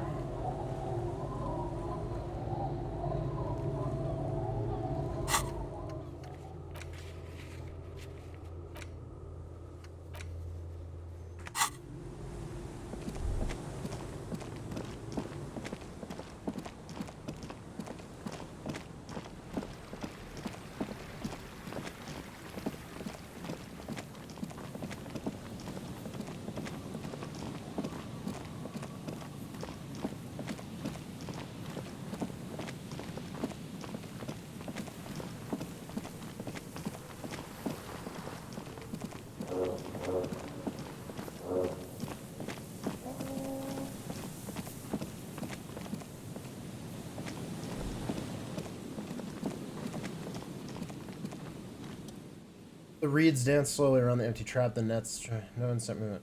Release the locust into the empty trap. The locust, dazed from being transported, slowly begin to acclimate to their new surroundings. They're not really going to get the chance to get comfortable here. Good. Now that's done. When can we get our impending apocalypse of a murder investigation?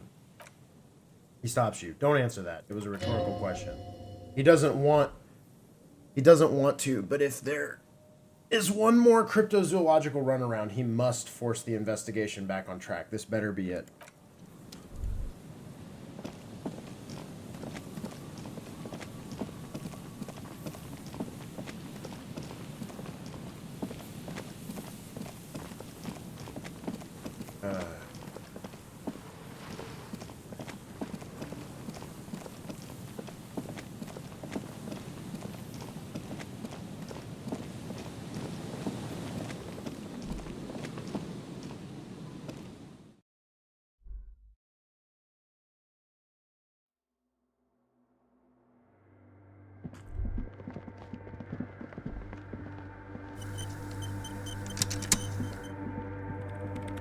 Yes, what is it?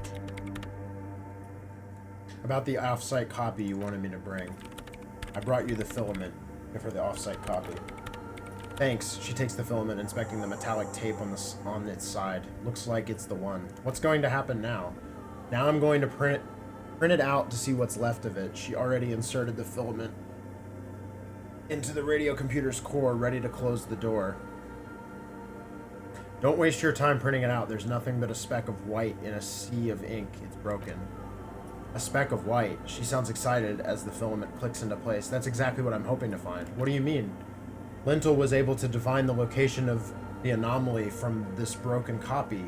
I want to repeat their calculation, only this time with better equipment. Watch. He presses print on the machine's keyboard. What an intricate display of failure. The paper gets soaked in ink again, its evil blackness shining in the light of the mainframe. It looks eerie. This is wrong. Machines shouldn't behave like that. Something's very wrong with that filament memory.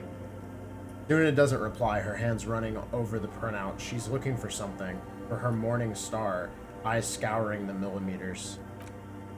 Here, she says suddenly, rising her ink-stained fingertip. I found it. It's the white dot in the same place I saw it when I printed it out. Hold on. She's behind the keyboard now, typing in some numbers that only she understands. The terminal beeps and the light inside starts pulsing like a glowing heart. Can I do anything? Shh, just give me a second. I'm almost... She clocks up her typing speed. The lieutenant leans closer to whisper, I've never witnessed a programmer work before. Done. Duna jumps up from the keyboard like a spring. I've got it. I found the location of the anomaly. There's joy in her voice as she bumps her fist into the air.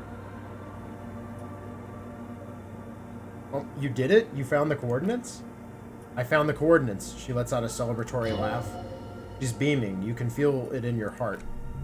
Great job. Oh my god, congratulations. Thank you, she yells back with a grin. So where is it? Where is your 2-millimeter hole in the world? There, she points at the other end of the church, where a group of water bowls forms a ritualistic arch in the swallow. Think you can help me again? She tilts her head, eyes sparkling. Sure. I need you to go and move those water bowls for me. I need you to double-check my calculation. I need to double-check my calculation. You like moving things around. Moving things around is calming. Just walk over to the circle and follow my instructions. Move the third bowl 2 centimeters to the left and the fourth bowl 5 centimeters to the right. This should do the trick. Screenshot. Sure, no problem. Thanks, she smiles.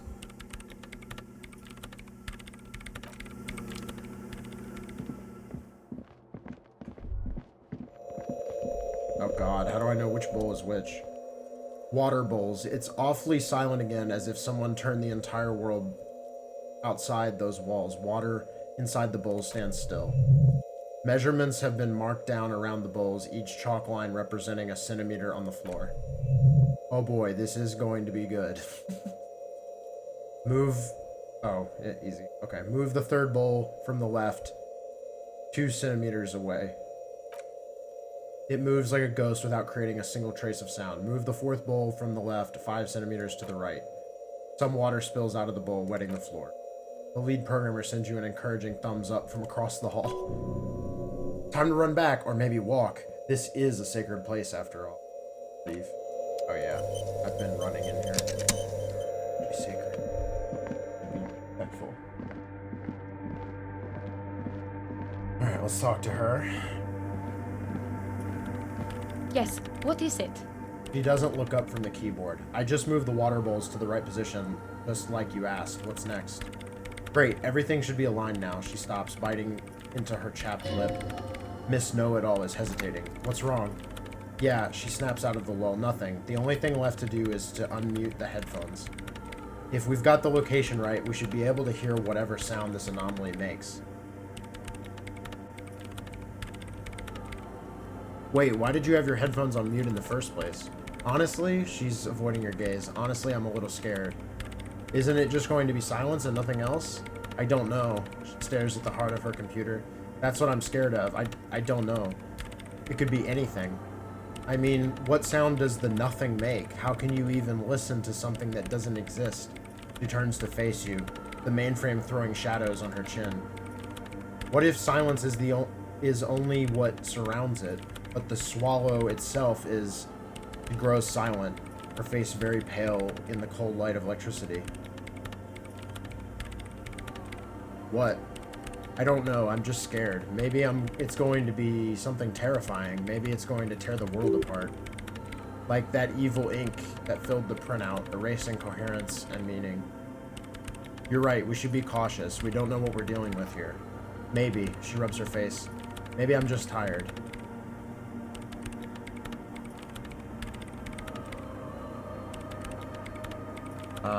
It's scary, but we have to face it. Yeah, she breathes in. You're right, let's do this. She puts on her oversized headphones, ready to press unmute on the keyboard. The lieutenant takes a step back. And then nothing. Nothing happens as Suna Lukanen killed presses unmute on her keyboard. Nothing but silence. You can hear some small animal cross the floor in the chancel. It's that quiet in the sanctuary. Can you hear anything? She doesn't answer, her eyes closed and brows knitted together in a state of deep focus, one hand cupping the headphone. Well? Damn it. She lets out a loud sigh before tearing off her headphones. She's still avoiding your gaze. Come on, did you hear anything? No, of course not, she says, clearly disappointed. Nothing happened. Let's move on. Despite her fear, she was hoping for something extraordinary to take place. What do you mean nothing happened? Did you find the swallow? No. She rests her face on her hands, massaging the forehead. No, my hypothesis was wrong. According to this, I should have heard something if I got the coordinates right. Like I said, silence is only what surrounds it. But this...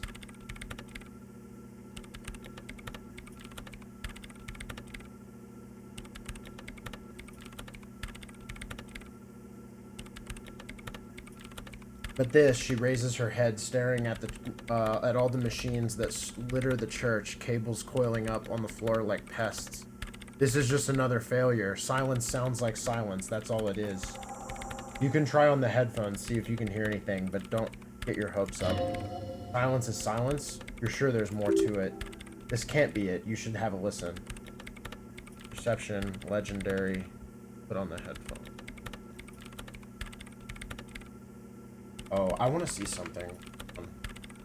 If I can find,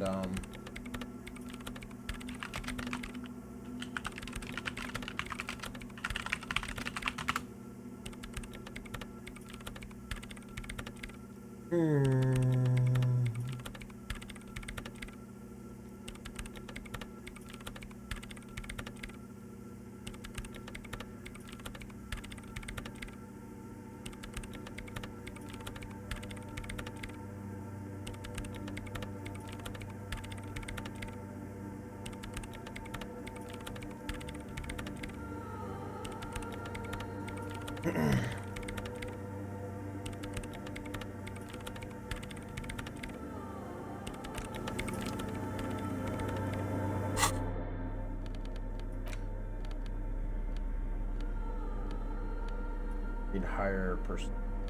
What am I getting -1 for?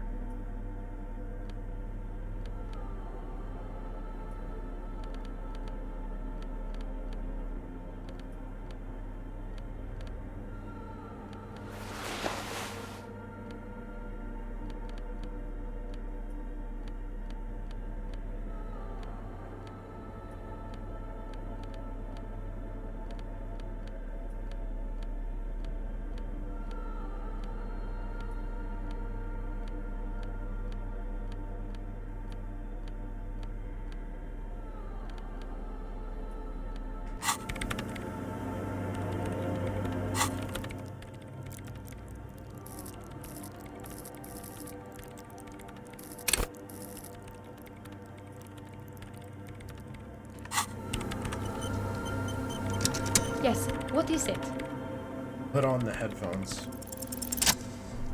Nice. Everything disappears. You are draped in silence like a drowning man staring into his puny little headspace. And then the pressure changes. What does it mean? It feels like flying on an aerostatic, or when your ears pop, or like a subtle difference in the atmosphere, a weather change hanging in the air. What if the sound you're looking for is too low for you to hear it? Suna, take off the headphones. What if we just need a better sound system? A better sound system, she repeats. Alright, but where would we get one? Suddenly a rhythmic beat permeates the walls, causing a small patch of decorative stucco to crumble onto the wooden floor. They should really allocate some renovation funds to this place, murmurs the lieutenant, inspecting the damage done to the arabesques. No, what they really should do is shut down the disco men for disturbing neighborhood peace. Yes, but they could help with the speakers. You mean the speed freaks? She closes her eyes as more dance music invades the holy silence of the sanctuary. Of course, the speed freaks. They have a fantastic sound system, and you think they would help me? They would if you wouldn't mind them moving in with you. I guess I could live through a week or two of peaceful coexistence. Brilliant negotiating there, Detective, as always. Great, I'll go to ask them. Sure, let me know how it goes. She lingers for a moment before adding, thanks, officer. Right, I'll let you work in peace now.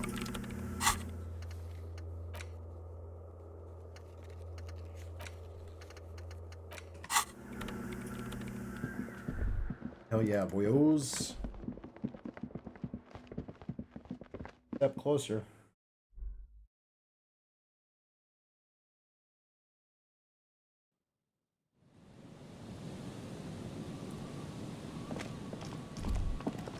Where they're getting trash.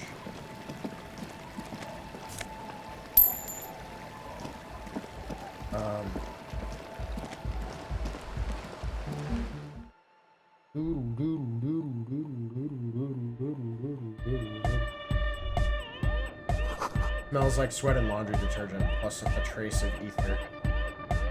Hi again. So, how are things going? I'm here to talk about the church again. Yes, what's the deal? Good news, I managed to convince Suna.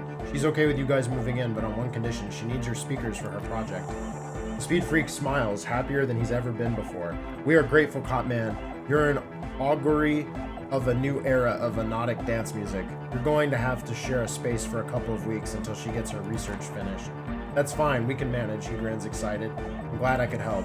We appreciate it, he grins. It's gonna take us a bit to move our stuff inside. A couple of hours, maybe. Come back later. Andre waves to the other Speed Freaks. Let's get moving. Is the tenant.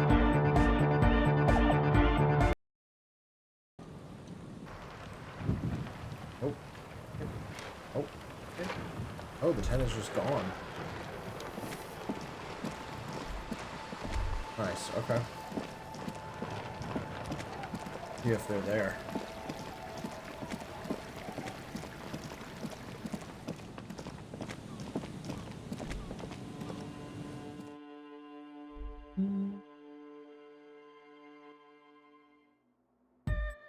Yeah, we got party church. Hell yeah. What about...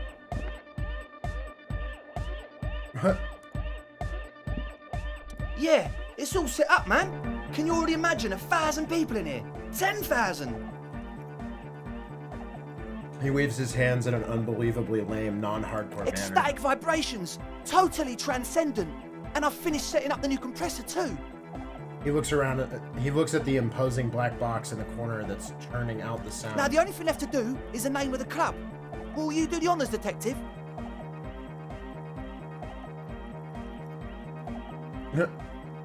What do you propose as the name, Andre? The name, he appears to mull it over, one hand idly touching his hair. Everything I managed to come up with just sounds just wrong. Andre's overthinking it, says the girl with the microphone. Yes, you should do it, detective. The Speed Freak with the yellow beads around his neck is looking at you. It would be good for the signs. Noid's right. You've helped us so much. It's the right thing to do. Estelle, what would you suggest as the name? How about something simple like The Club? Too modern, Andre shakes his spiky head. and too ironic. We don't want ironic. We want real. Real and true and beautiful, like a morning after the rave. Egghead, you must have a lot of ideas. Yukokata, the freak with the large head yells from the stage, waving his hand in the air. Yukokata, the place to be. Yukokata, the zone of ecological catastrophe. That's too morbid, Egg. Got anything else? Hardcore. A witless, victorious smile adorns his face. Hardcore to the mega. No, it has to be bigger than hardcore. Andre looks worried as he comes to this realization. Yes, it must be even bigger than hardcore to the mega. It has to be bigger than the scene. Noid, give me your 2 cents on the issue. The amnesia. Like I can't remember the name of the club. Amnesia? Amnesia. It's not amnesia, guys. Suna, do you have an opinion on this? I don't. Good, we have too many options and opinions anyway. Kim, how would you name the club? I wouldn't. I wouldn't build a club and I wouldn't name it either. An underground place with no name sounds like something the Crabman would say. We're not going with anything the Crabman would say. Why not? The Crabman has ideas, Asel. Ideas from another level of consciousness. I don't care. I don't like the Crabman and I don't like his ideas. His ideas are spooky. Next, please. I think I've come up with a name. You have? Andre stops touching his hair. Well, what's the name? Oh. Wait a minute. Was that the original title? No Truce with the Furies.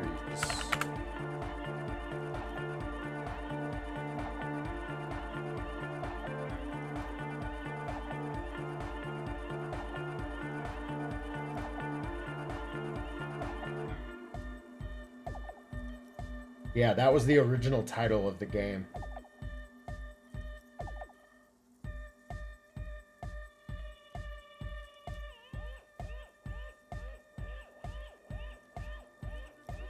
Interesting.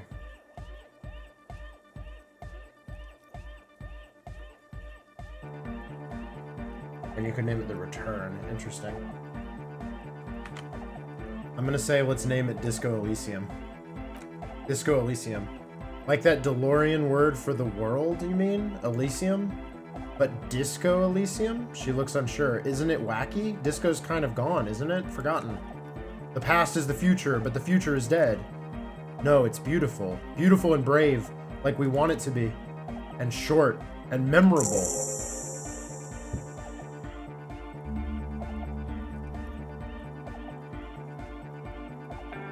Help the River start a nightclub. Leveled up. It's settled then. Everyone, welcome to Disco Elysium. A light beam washes over the dance floor, bathing it in violet blue. Andre breaks into a frenzied dance-like motion to celebrate the name. Someone turns up the beat. You should go with the flow. Join in on the experience. Start tapping your foot. It feels good. It feels right. But what is this? What's this thing Andre is doing with his limbs? Observe his movement. What are you doing, Andre? I'm dancing. He performs yet another strange pattern of moves, but it doesn't look very cool or modern. Honestly, it looks kind of lame. That softcore gyrating is supposed to be dancing? We should talk about it. We should talk about your so-called dancing. Yes, my man. He jumps up and down with glee and pushes his moves punctuated by the stroboscopic flash of the club lights. Talk? What is there to talk about if you can express yourself with moves? Audio waves thump against your ribcage. The speaker setup makes everything sound much better, but the beat is still so weak.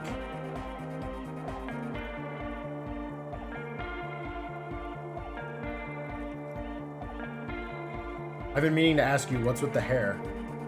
It's to express my individuality.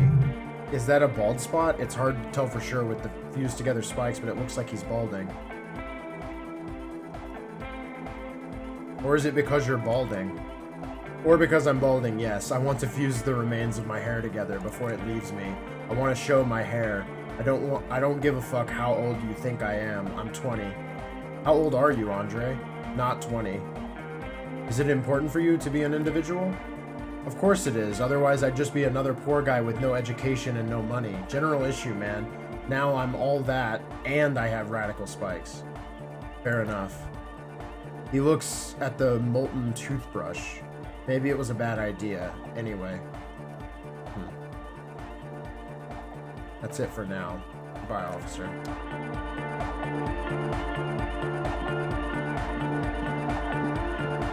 DeLorean Church! The place to be! Make some noise, my church people! Vibrations thump through your blue soul. The music sounds much better in the church. He stands on the stage behind the table, nodding along to the music and waving his hand in the air. In front of him, the audio mixer, one reel spinning. The other deck is empty. Cables run hither and thither. On one side, you see an auxiliary line in with the number 4.5 written next to it. How do you like it in the church? Yeah, back on the case. No disgrace. He pumps his fist in the air. Bring it down to party place. The first page of the second chapter. His voice echoes all around the grand hall. Could it be? Maybe for him. You only have a chapter or two left in you. Last of the penultimate, more like.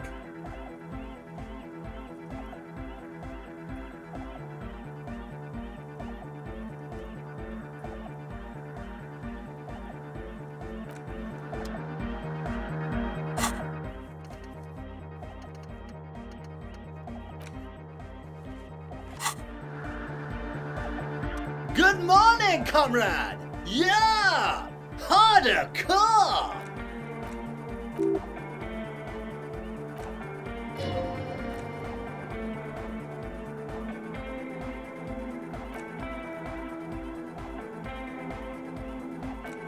I don't know how to finish that quest, really. You got us in, Con. I can't believe you got us in.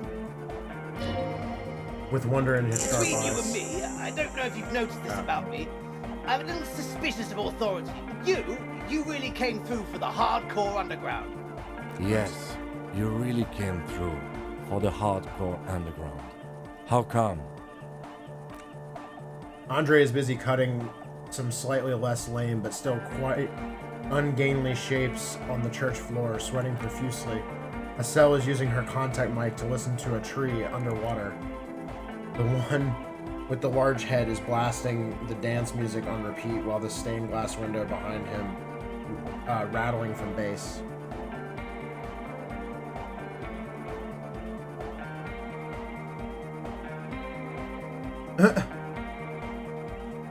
I did it for mankind, for all of mankind. Okay.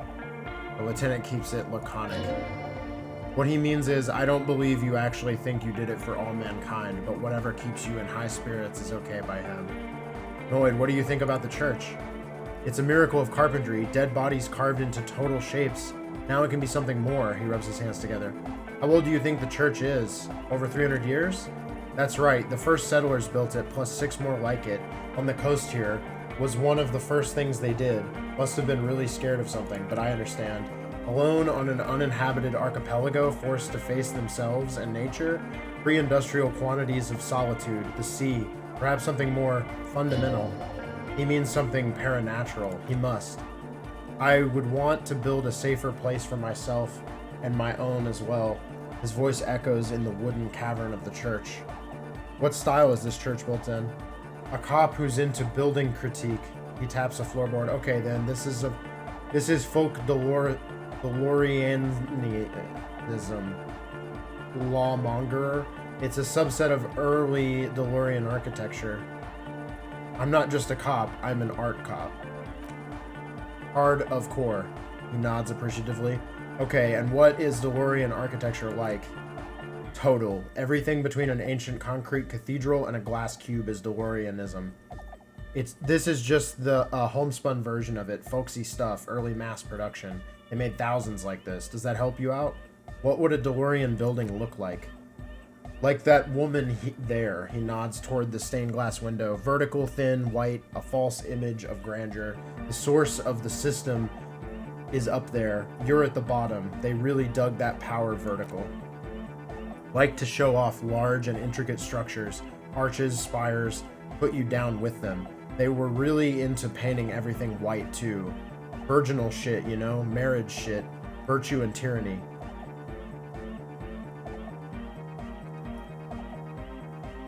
This church isn't painted white, as far as I can tell. Stands to reason it used to be white on the outside. He peeks out of a small window in the dark. Before the sea wind took all the paint off. Slowly peeled by the wind, your skin crawls from the sensation as you look around. What did you mean by dead bodies? Dead bodies of perennial plants. He taps on the wood. Sigma functions have left this place. It's a good thing we came along. The spiritual collapse has been total. Spiritual collapse? I saw some piglets suckling their dead mother. Have you heard this one, Copman? He continues without waiting for an answer. After a short while, they shuddered and went away. They had sensed that she could no longer see them and that she wasn't like them anymore. What they loved in their mother wasn't her body, but whatever it was that made her body live. End of quote. This is a high quality carcass. He kicks the floorboard. The power of anotic beats and hard bass is needed to reanimate it. First, where is that quote from? A Ceres man who lived a long time ago, an ancient hardcore brother. What you're saying is you're not a big fan of the inocentric system. A 3,000-year-old tyrannical regime of history built and maintained by hundreds of generations of self-appointed intellectuals. He looks around. It's false core. The way he says it, the false in false core is invested with 20 kilotons of disgust. False core. But you said the Ecclesiastes were all about love and hardcore before, remember? I only said unity. One word. Figures of authority always misquote you. He points to his friends. Andre doesn't care about the Ecclesiastes. He just wants the operation to run smoothly. An egg is a demi beast. You shouldn't listen to what people say. You should listen to what they are.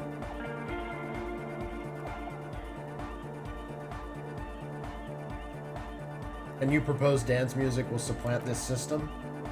Hypnotic dance music. He nods. Regular dance music wasn't hard enough, and yes, I do. How do you like the glasswork? Point to the stained glass window. I don't. He looks over his shoulder. Fucker giving me the evil eye.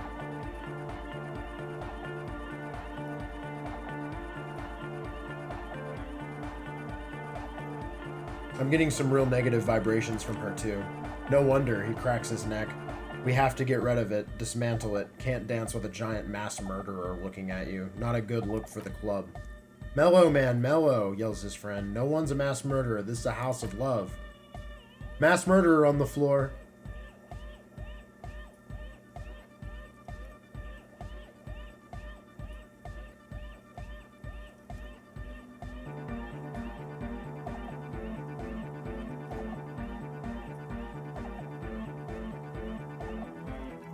Would you say she was, human?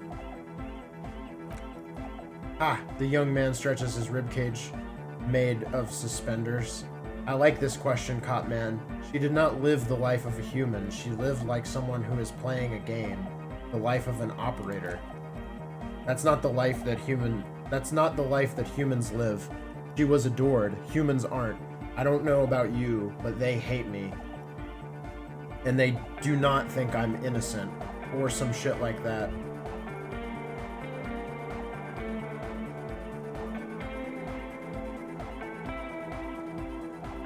Yeah, they hate this too, point to yourself. Well, they loved her, they put all their love in her, and forgot about the rest of us. The young man lets go of his suspenders and they hit his chest with a slap. Isn't she supposed to be an embodiment of the world spirit? The world spirit does not have a body, it has organs. Hardcore is an organ of the world spirit. He raises his left hand. This Arno van Eyck track is an organ. The carpentry and glass cutting that built this house are also organs. He's a thief, if you ask me, an organ thief. All innocences are. I do feel there is something terrifying about her. There is. She is party repellent and must be taken down before we can begin partying in here. No, that's not it. It's something more, something closer to your skin.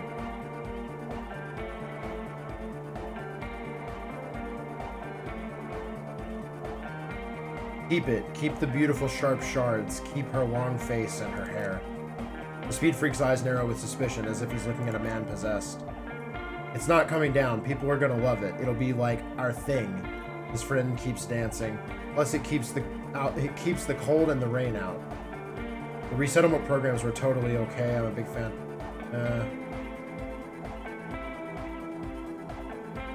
Yeah, I'm done talking about her. I don't want to think about her anymore. What a strange choice of words. Caustic, overflowing with negativity. That can't be healthy. What's happening here? Why do you keep coming back to this window? I don't know. Well, you shouldn't. You shouldn't come back to this anymore. Stop talking about it, please. How are you settling in? Hard to say, Cop Man. Signs in here distinctly wild. Gonna take a while before everything's properly synced. I did get to talk to the Crabman, though. You mean Tiago? Anyway, he's given me a kind of psychic rundown of this place. Dude's seen some crazy shit, but he's actually not like he's actually a lot like us. You mean all his mother's love stuff isn't too spooky for you? Have you been listening to what Egg's been saying? Love is hardcore, man, and a mother's love is the hardest core of all. The man picks up his stuff, and he knows a lot about the church. I got a lot to learn from him. Good thing you didn't squash him. What's with the clothes? He shrugs. They're hardcore. You look like, that's it? They're just clothes. Are they? They look outlandish. It's just a style, you know? Normal hardcore style. Normal hard style. Anyone can wear it. What did Tiago tell you about the church? The Crabman's been lurking here for a while. He's experienced things that give off bad signs. As far as we can tell, the Ubis built this place about 380 years ago as a sarcophagus. You mean there are dead bodies here? Not like a literal sarcophagus, I'm just being metaphorical. What's it for? Encasement, confinement of something they were afraid of. Something new and unheard of on the Isola. He looks up into the darkness beyond the beams. I think that's what the Crabman is experiencing when he climbs around upstairs. Like this is some old world shit the Ubis had heard about. And thought the best way to deal with it was to build a church surrounding it to contain it.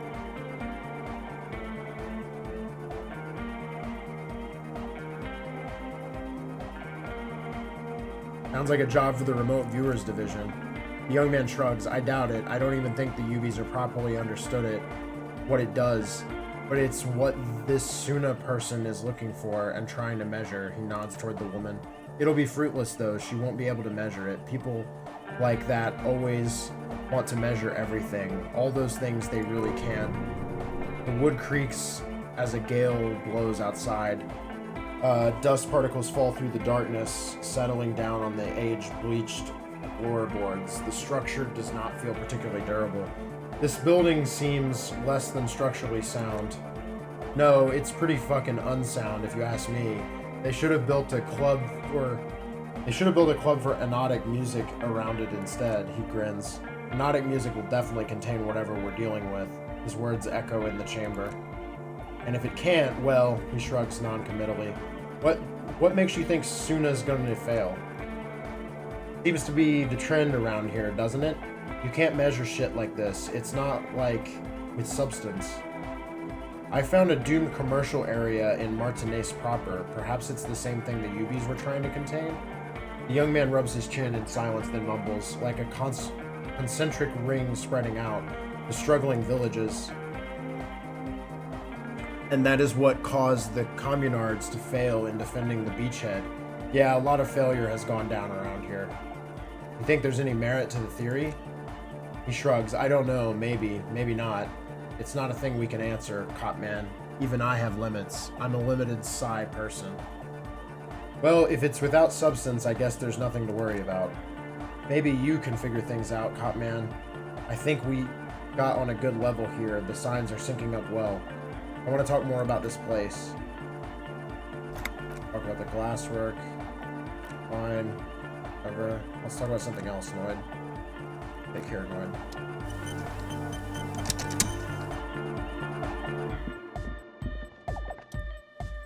She's whistling a melody, her trusty contact mic attached to a wooden pulpit.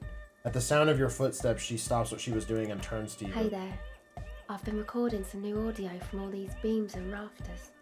The sounds travelling through the wood are pretty cool. Creaks and stuff. Like you're underwater, you know? But like, underwater inside a tree. And no, it's got nothing to do with contact mic. I wasn't going to cut you off before you can finish the sentence. No, I actually want to thank you for getting me and my friends in here, and we even found some new associates, such as they are. How's everyone doing? Good, I think. Noid is getting a read on the place. I think he finds the carpentry very impressive. Andre's been setting up the compressor and dancing. Egghead's keeping the party up. He's got the stage under control. Tuna, the programmer, she's doing whatever she does behind the radio computer of hers.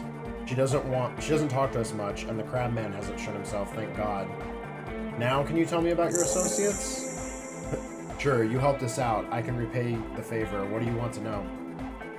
Tell me about Suna. She's a bit odd, I have to say. Doesn't talk much. I'm not really sure how to vibe with her, you know?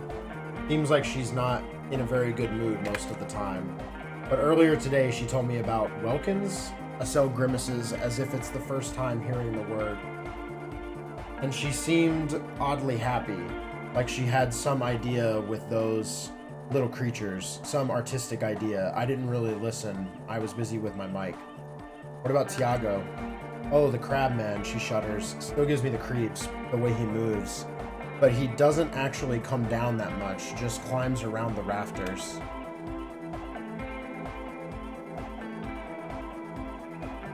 I just try to stay away from the Crabman, but he talks to Noid. They seem to have some thing going on.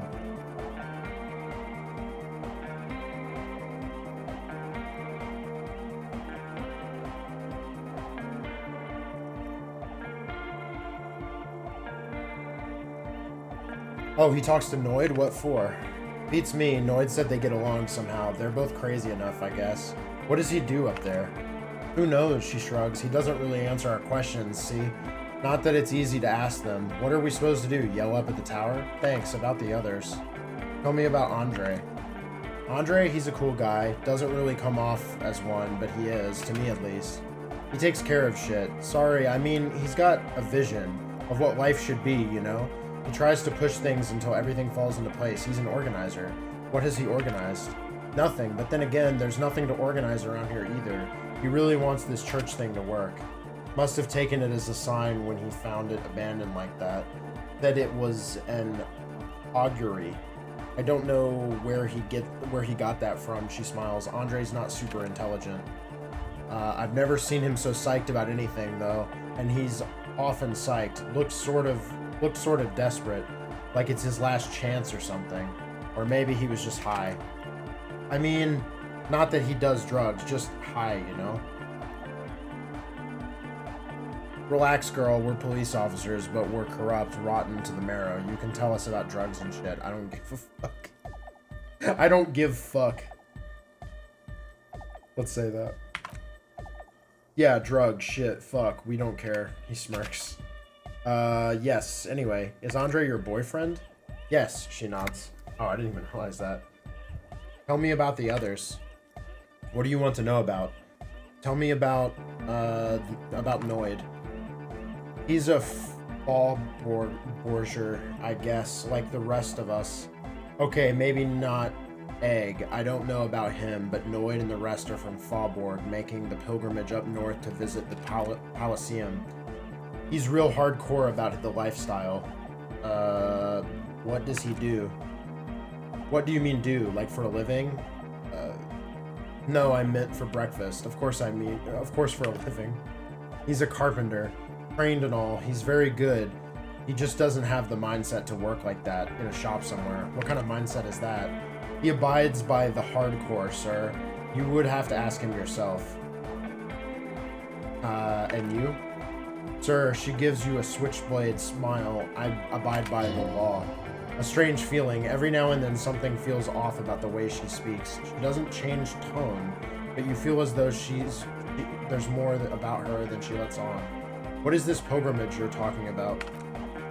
It's just something poor Fallborg kids do every spring to pass the time. We walk the entire length of Boogie Street up to Jamrock, or as much as that's possible. Why wouldn't it be? I don't know. Have you been down Boogie Street? It's a little bewildering. Let's say I haven't been down Boogie Street. Okay, then you should go and take a look, I guess. Boogie Street is cool. It's got a lot of immigrants and all kinds of different people.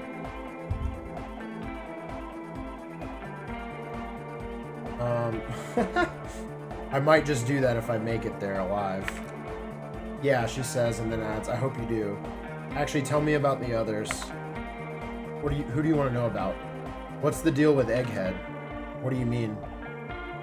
What does he think he's doing when he yells all that stuff? Oh, that. He's the party boy. He told me as much, but what exactly is a party boy? Hypnotic music doesn't really do vocals in the traditional sense. Vocals are thought of as rock. That's to say they're a bit backward. No offense if you like rock music though. Rock music is cool by me. Swish, your credentials as a resident future man of Revachol are being questioned. Show her you're hip with the times, Gramps.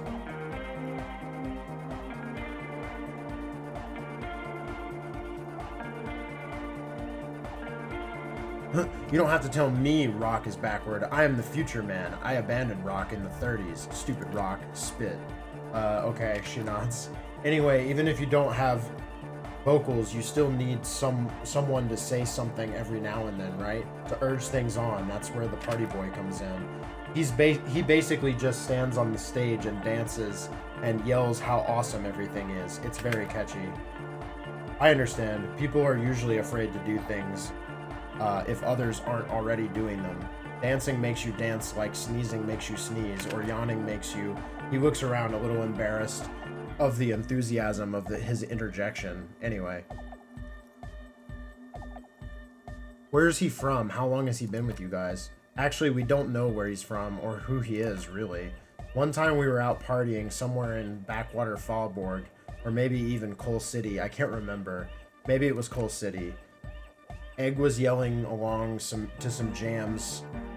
Someone was spinning all night long, just kept yelling until he didn't have a shred of voice left. When the sun came up over the mines, there were mines? Yeah, it was Coal City, she nods. Egg came with us. He made his wheezing puppy dog sound all the way back, couldn't even speak. It was definitely Coal City because it took us 2 days to walk back to the foul.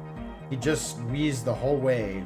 We never really asked him why he came with us, or who he was. I think his name is Jermaine. People are sweet, she says quietly. You can see it must have been a great night. The memory causes her to go silent for a moment or two. You wish you'd been there. Tell me about the others. What do you want to know about? Actually, do tell me about yourself. Me? Again? Yes, I forgot. Tell me about yourself. I told you I'm a silverbird. That's the phrase again. It really reminds you of something. What does that mean? It means I don't answer questions about myself. There's more to you than you let on. What am I not seeing? Alright, she picks up the tape recorder and looks you in the eye. There is. But I'm a police officer. You have to answer me. Is there a law that would stop me from lying, though? That would depend on the circumstances. The lieutenant taps his foot. Fair enough. Thank you. Thank you. Some other questions? Sure. Catch the silver bird.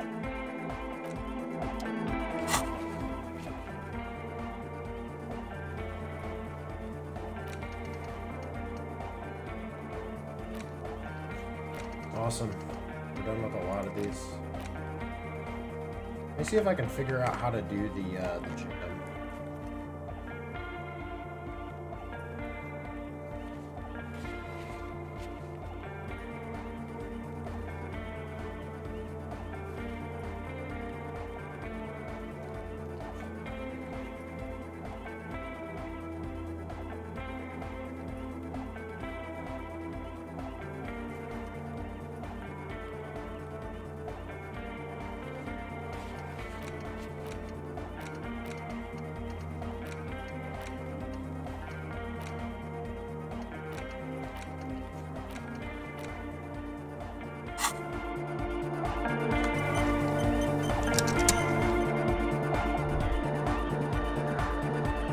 Good morning!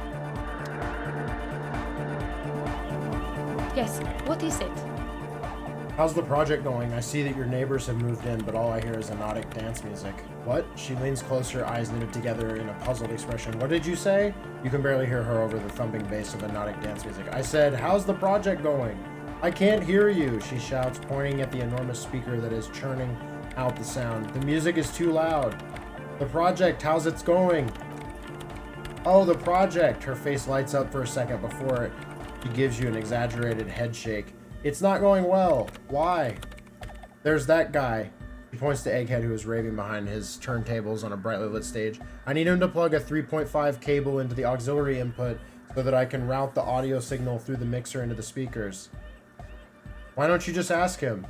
He doesn't listen to me. He only seems to care about hardcore and Yakokata. A place to be, apparently. I'll speak to him, see what I can do. Thanks. Maybe you can get through his magic rhymes. She does jazz hands to mock him. Let me know how it goes.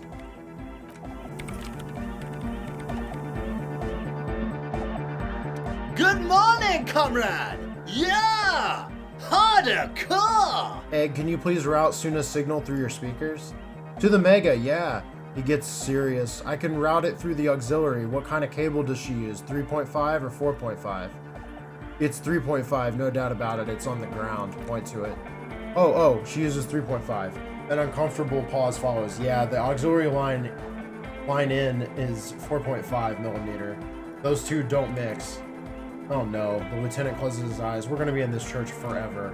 Don't worry, I have an adapter for it right here. He searches for the cable on the ground and picks it up, looking at the jack. Hang on, this is a 4.5. We're all good people. What the fuck? With a grin, he sticks the plug into the auxiliary line in. You hear a satisfying click. Whoa, thank God, adapters noticeably degrade the sound quality. What the fuck?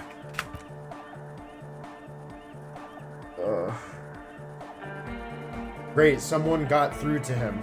Okay, let's get it all set up. Egg, can we turn the music off, please? Egg, the music? Everybody, don't panic. I'm going to turn off the Arno for just a sec, the young man shouts as he clicks a switch on the mixer for a special scheduled event. The Arno will be back, but we're doing something else for the moment. He turns to you. All right, go tell her that Egghead is ready to rave her tunes, and then I'll turn off the music. All right, goodbye, Egghead. Yes, what is it? Alright, I talked to Egghead, he plugged in the cable. You can unmute your speakers. Okay, but she seems hesitant, her eyes still fixed on Egghead. Think you can ask him to turn the volume down a bit, just in case? Maximum, shouts Egghead, a great smile adorning his face, larger than a red dwarf star. Maximum is the only way. I know it is, but could you please turn it down just this instance? Just this one time? Maximum is not the only way, okay? Pump it to the brick, pump it to the hard master. There is no other way. Glue style. Glue style? Okay, there literally is no other way. The mixing desk is glued to maximum. See? He turns to face you, ready to give up. He pumps it to the hard master. It's hopeless. Why do you want to turn down the volume? Because I'm afraid something might happen. It's an unknown phenomenon. She turns to Egghead. We can always turn it back up if there's a need. Can't turn down the hardcore. I think what Egghead is trying to say here is the volume button is stuck on maximum. Of course it is, she shrugs, consigned to her fate. Yeah, permanent enlightenment, ray of sound. Never mind then. Let's get on with our project. I'm going to unmute the speakers on the count of 5. Everyone ready? He looks around in the church. Egghead pumps his hand up in the air, waiting for the beat to drop. Born ready, says Andre. Ready, yells Noid. Finally, Acel turns to face you and Kim. I'm ready when you two are, detectives. The lieutenant nods stoically. Suddenly, your palms are sweaty. The church seems cold and large somehow. There's tightness in your chest, anxiety. Hold on for a moment. What? Maybe we shouldn't do this. It's too dangerous on maximum volume too. No, we should definitely do this. I am going to do this. She looks around the church. Everyone stares at her at the keyboard. Ready? Never mind, let's do this. I'm ready. Woo. 5, 4, 3, 2, 1. Mute disengaged. She lifts her hand from the keyboard. Complete silence fills the room. No wind outside, no waves, no floorboards creaking. Total, continuous silence. This is unnatural. The woman looks around. In the silence, you see dust move on the floorboards. The driver of the speaker vibrates in the air and then stops. Plasterwork begins to crumble down the walls. In the silence, a low hum starts creeping up your spine. It's a song inside you, not in the speakers, not in the room. A great bass sigh in the basement of your mind. Slowly it builds until the air around you starts to vibrate. It's out there now, in the world, made manifest. It will devour everything. The floorboards, the glass, the street, and the people. Nothing will remain. Guys, what's going on? There's alarm in the man's voice as he steps back to scan the surroundings. A slight rattle like crystal clattering in the cupboard fills the air, joining the chorus. This fragile world is about to break. It's getting louder, says Noid, his eyes riveted on the strange circle of water basins. In the basins, the water looks like it's boiling. Oceana, mother of Mega, you hear Egghead yell, then something else, but his voice is growing faint. In his mind, a tidal wave approaching from afar, swallowing entire coastlines on its way. Salvation.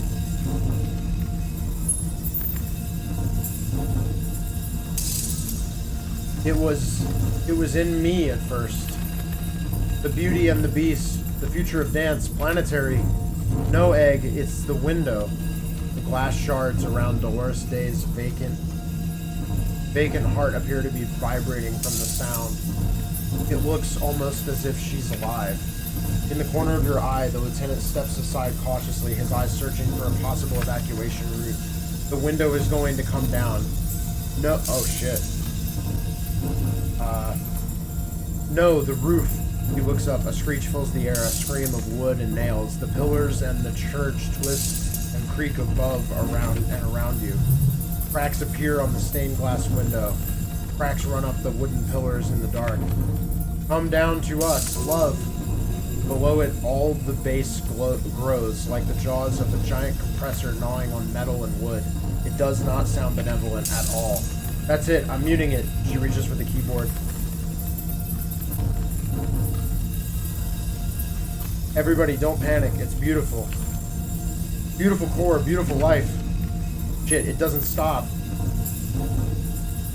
The woman is furiously pressing down on her keyboard, but the sound doesn't stop. Estelle, have you... Yes, I've turned it off, she yells, holding the contact mic in her hand.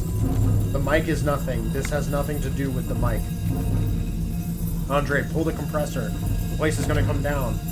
Fuck. Andre frantically smashes buttons. I can't shut it up. The signal's passed. It's not in here. This is it. A great roar. The vault of the roof twists above you. Glass shatters somewhere near the door. It's coming down. Egghead, can you stop it? And then it stops. Totally and utterly, as if there never was a sound. Only your ears still ring from the shock. Everybody is staring at Egghead, holding a tangling cable in his hand. A black 3-pin connector. Egg. I pulled the plug, he says calmly. It was getting too hardcore. You did good, Egg. Andre breathes a sigh of relief and inspects the window. Most of the place seems to be intact. Fucking L. Programmer lady, please tell me you were recording that. 4 years, the woman whispers. 22 people, millions of reals. All that time, this is what we were up against? Just erased it. Her lip trembles. Soleslaw isn't gonna believe this. Yeah, but did you record it, though? It was dope. I think we can use it. Yes, Andre, she composes herself, wipes the dust off her sweater and rests her hands on the keyboard. I recorded it. Damn, I need to send some letters now. Thank you for doing this. Eggman, you too, and you, officer, she turns to you. I don't know what we've discovered, but I know what it sounds like now. That's a start. Him, did you hear that? It was very hard not to. I think you're right, he turns to the woman. There is something going on here, and you need to be very careful with it. I promise, officer, we will not play it again.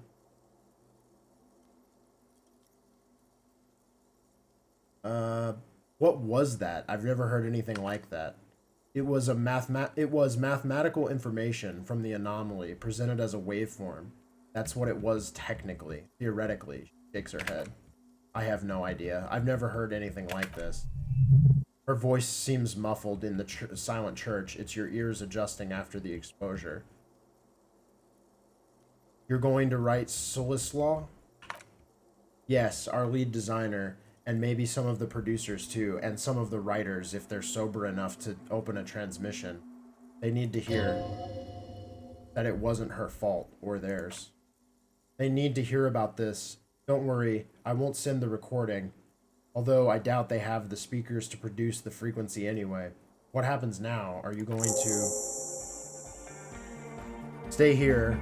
She cuts you off, her deft fingers already on the keyboard. I'm going to stay here with these lunatics, send letters, maybe meet Solislaw, also devise further measurements.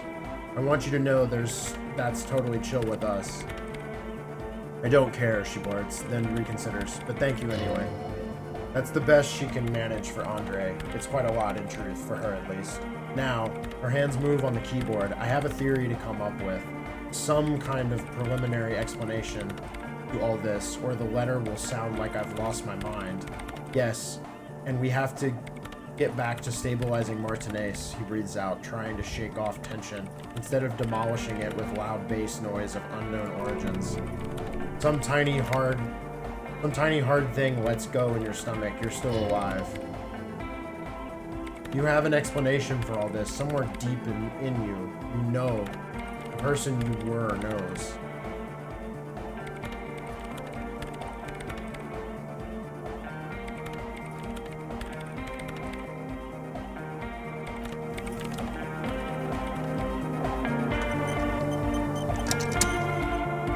Let's see if we can pass some of these skill checks.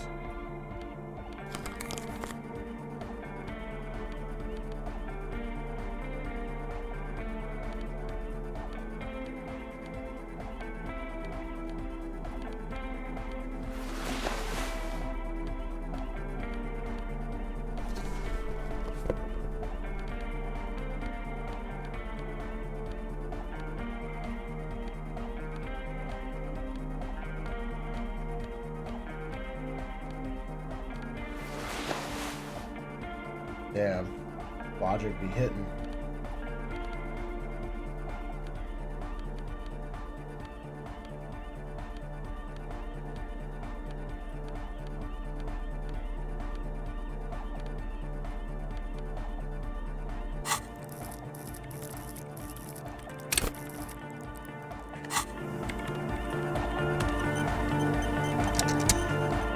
Yes, what is it?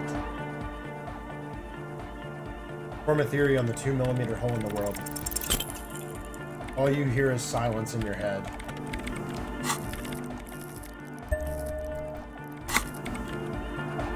Yes, what is it?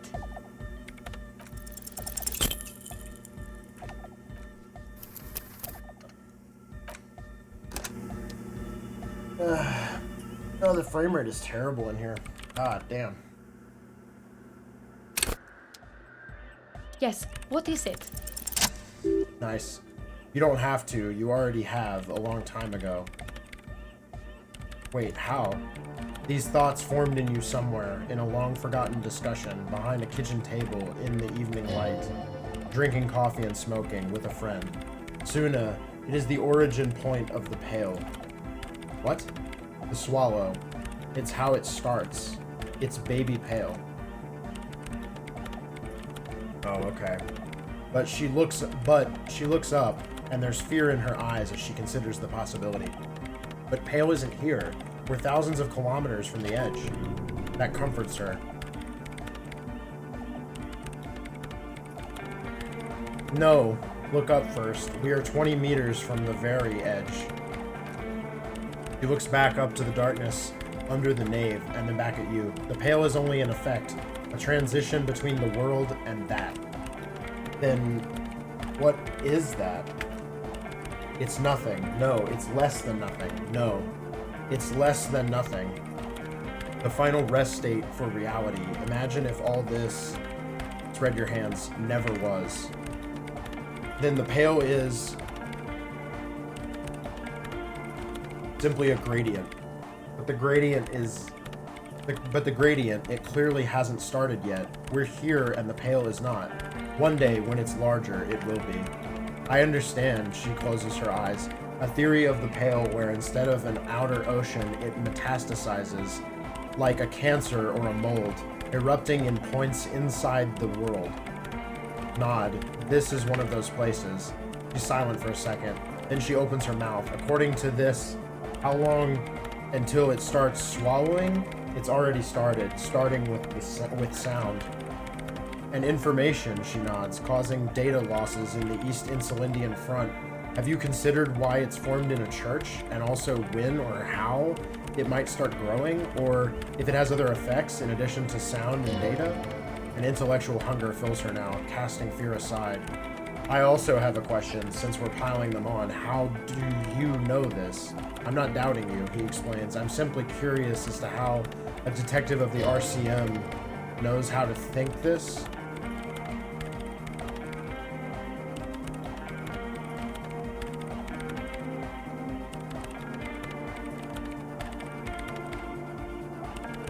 It didn't form in the church formed around it. Of course, a pinewood sarcophagus or she looks for the words, a containment facility of some kind, built by the first settlers. Yes, acting on an instinctual level, or religious practices we've forgotten. I have considered the same. The bad news is there were 7 pinewood churches built in the first decade of Revachel's settlement. Most of them were burnt down during the Revolution, or repurposed before, during the Suzerain. I'm not saying all of them have one in them, but some of them might. A black grain hanging in the air. All the failed businesses in the doomed commercial area, all the failure in Martinez. You think the presence of that puncture has somehow influenced the outcome of events here? Even, say, software development? She already made up her mind when she heard it. Some kind of great and uncaring force had to play a part. It wasn't only them. Yes, the revolution was defeated here. I mean, a kind of intropenetic history.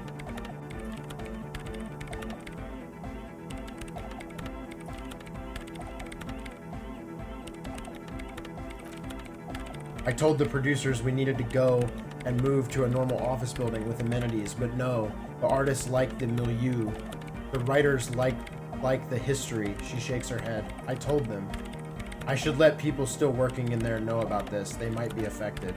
You mean Leonce and the dice maker? There was almost no one left when we packed up.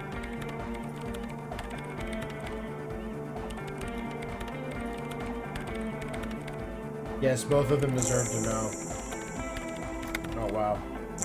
Then go tell them, she smiles, suddenly encouraging. I think I've had this thought before, that's how I know. An amateur intropenetic police officer. I'd like to say I've heard of stranger things, but I'm not sure. This is a hell of a guess, however well worded, I might add. Yes, it is very interesting, but I wouldn't say you know. This is a guess, one that's going to have to be proved by intropenetic scientists. One day all the world will be like that 2mm hole. He falls silent. The wind blows in through the hole in the stained glass window, cold and moist. I'm going to leave that out, but the rest, some of this I can use to start to explain this to the rest of them. Maybe I'll sound mad, but ma'am, you will certainly sound mad. He shrugs. One more thing. Maybe a club for erotic dance music isn't the worst thing you can erect around this particular point in space.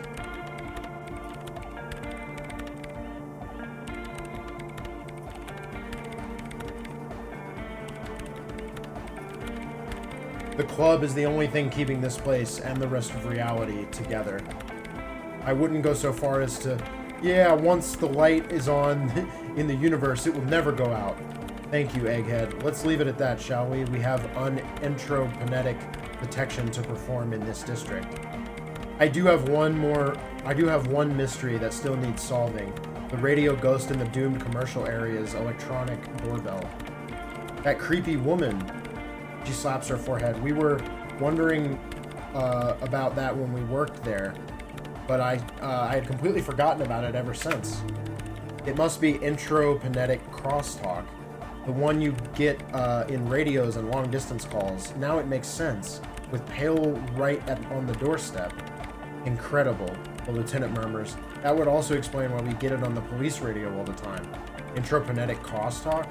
It's quite common, actually. When the signal gets routed through Pale, all kinds of irregularities take place. You may hear snippets of someone else's conversation, or the voice of your former lover, or an echo of an event that took place 100 years ago.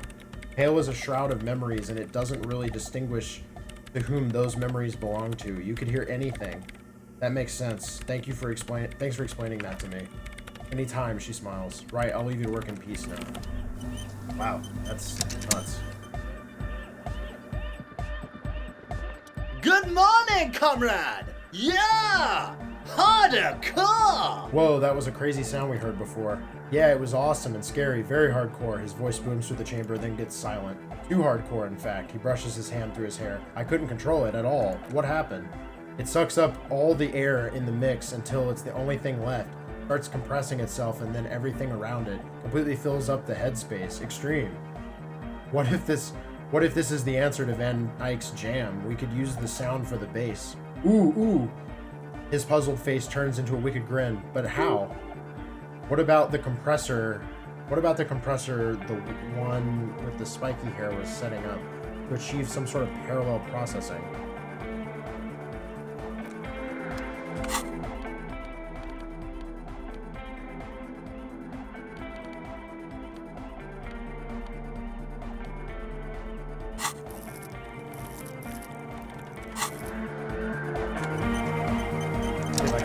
Good morning, comrade! Yeah! The audio onslaught can be tamed. Connect the dots. Let's just reload. I don't want to dump enough into that for this. Let's just scum it a little bit, as per usual. Good morning, comrade! Yeah! Nice. Hardcore! Sidechain the beat. Sidechain, what does that even mean? Listen, you can use the compressor to select between which track it's compressing, either the auxiliary signal or the main input from the tape. Make it alternate between the signals. The compressor controls the gain based on the level of the signal on the aux sidechain input. It will allow maintaining a loud sound without peaks that fill up all the headspace. Okay, Egg, you need to start sidechaining it. Explain the concept to him. Sidechaining it, you said? He turns down the music, his hands moving deftly across the mixer, setting up the necessary controls. Then he puts on his headphones and his eyes go wide, wider than they've ever gone on drugs. He starts jumping up and down with bliss, in total silence, still listening to his headphones. Hey, Estelle looks up from her microphone. What did you do to Egghead, Copman? Did you break him? I'm not sure. Are you ready, Posse? Noid straightens his back, ready for the beat. I was born ready, Egg. Give him a thumbs up.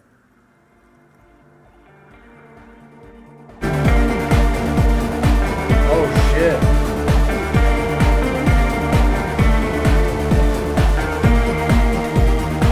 Oh, shit. Shit bumps.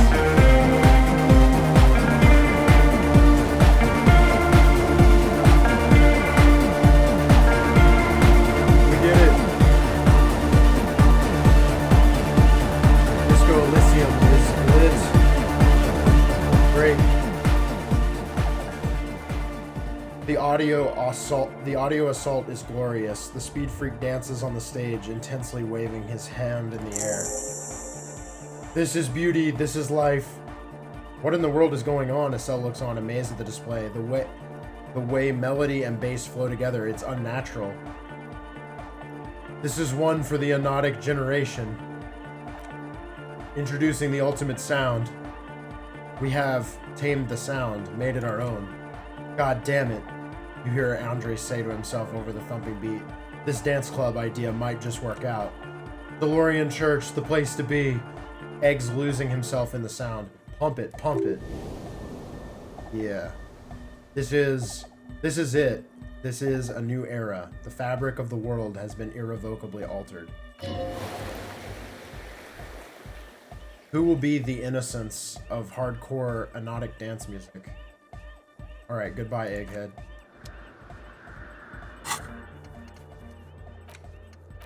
Okay, so we got those 2 tasks added, but we've cleared out, like, a lot of shit. Okay.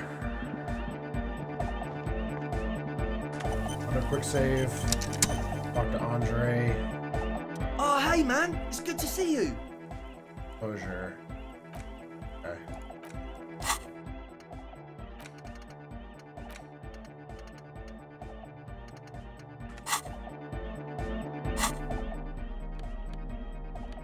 Oh, man.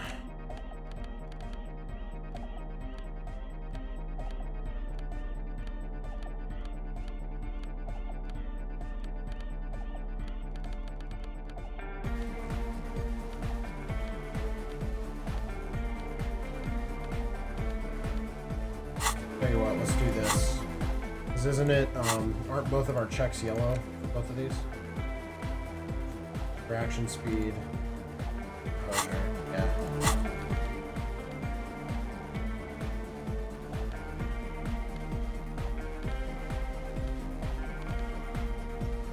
Rhetorics. -1 morale.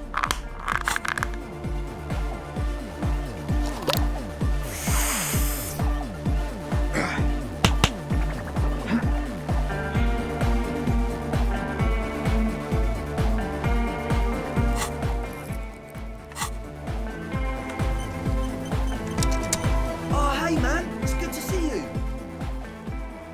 No words, just dance. You close your eyes and dream the shape and dream of the shapes your body should form to bring this strange music to life. For now, such ferocity of motion is beyond you. But just imagine the moves you could pull to this futuristic beat. Puts a grin on your face just to think about it. Even a failed attempt to get juices flowing and repair some of the damage done by battles lost. If you up the dose and truly dance, who knows what will happen? Salvation. Okay, we're gonna put a point into closure.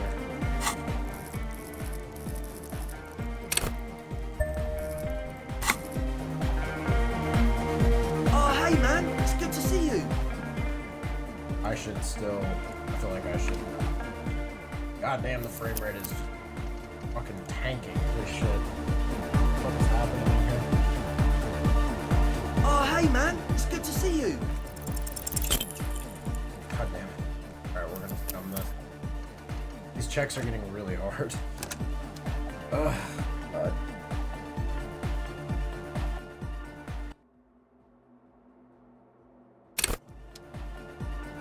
Oh, hey, man. It's good to see you. Jesus Christ.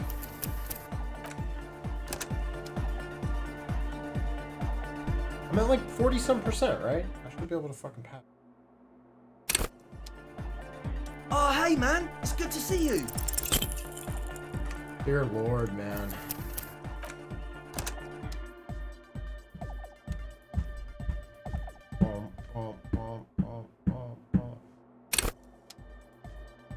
Oh, hey, man. It's good to see you.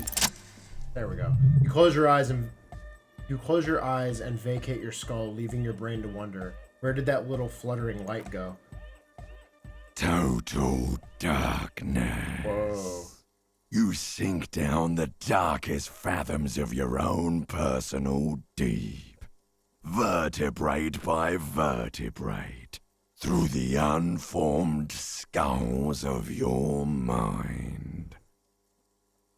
Text is wrong. Here it will begin.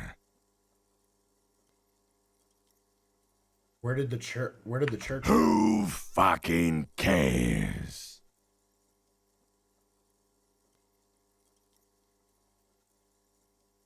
I hate waking life. I hate this world. I hate and fear everything. All I want is to dance. Please, God, just let me dance. God? Where is your God? Where did the music go? Oh, don't worry. The music's still there. It's you who is gone.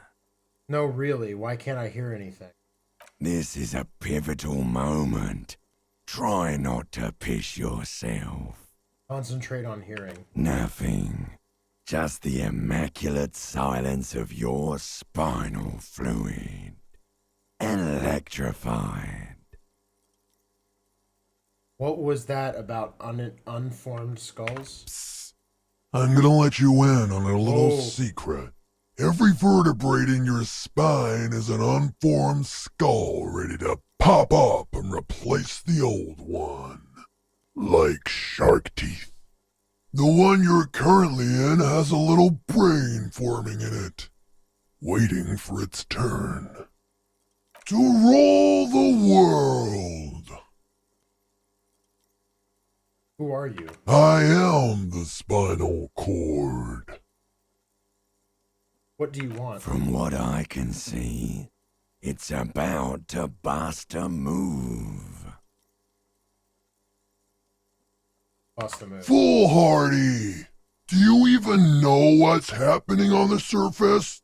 Maybe 1,000 years have passed.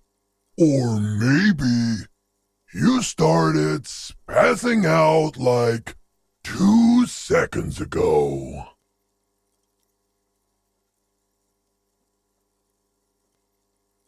Was that the Macho Man Randy Savage in your spinal cord? It definitely sounds like him. Endurance. Okay, with your eyes still closed, the first thing you feel all the way back in the pivoting darkness of your own torso is warmth. You have become a triumph of rhythmoplastics, somewhere in a smelly wooden church on the coast of Revachol. The wounds from the war you've waged on your body are healing, twist by twist, turn by turn. Open your eyes and dance like you've never danced before. Oh, shit. Oh, damn. Awesome. You have become a flawless interlocking mechanism, a flesh and bone approximation of the throb coming from the speaker setup of the one called Eggheads. Entirely, rigidly imbecilic, without pity or fear. Free from self-awareness, no deliberation, only, and I mean only, execution. Oh my god, the Speed Freak's would-be leader stands slack-jawed in disbelief at the hardcoreness on display. He whispers to himself, no way. Yes way. With his reel-to-reel mixer blasting the anthem of a future that will never come, the young man observes your moves for a second, then blasts into the same hideous pattern, yelling, ah!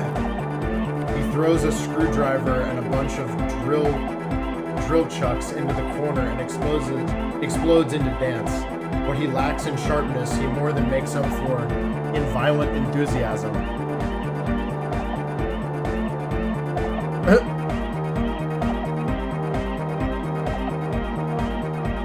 Turn to a cell. What are you doing? The young woman lifts her headphones up slightly and raises her chin, looking at you expectantly. She cuts in before you can repeat your question. A cell. Aren't you going to dance? She turns to Suna, then back to you, then briskly shakes her head and puts her headphones back on. No, recording. The lead programmer throws the other young woman a knowing glance before turning her attention back to her own work. She's still at her mainframe, pressing buttons, reading printouts, but she started nodding her head along to the music. Dance, pointed Andre. It's the wall. The young man immediately bounces up and down, then assumes the same dance pattern, embellishing it with some sort of waving motion. Hell yeah. Kim, get in here. Call for the lieutenant to join you. What's going on here? The lieutenant looks at you and the speed freaks grinding around in the church. A group of unhinged lunatics. Delinquents, he grumbles. This is clearly a Code 31 emergency. Code 31! Code 31! The lieutenant squeezes the bridge of his nose. The lights reflect off his glasses. He's obviously having trouble adjusting to this new reality. A Code 31 emergency? Really?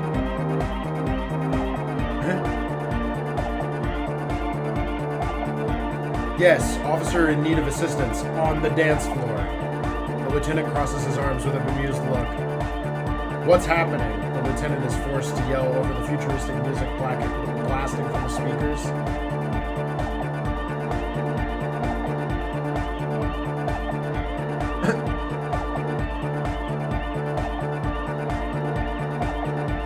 I'm not doing anything. The music made up its mind a long time ago. I'm just implementing. Good for you. He looks around the church hall. Rock on then. We aren't going anywhere before we tear shit up. What? I did say there was an emergency on the dance floor, did I not? The emergency? Not enough, Kim. Oh, come on, Harry. Did that just cheer him up a little bit? Could be. It feels like the lieutenant cracked a little smile there. Please let me pass this check. That's it. Don't let the lieutenant leave without getting his hardcore on. Yes! Who's the one in charge? You are. Lieutenant, I am only going to pull rank on you one time, and that time is now. Are you kidding me?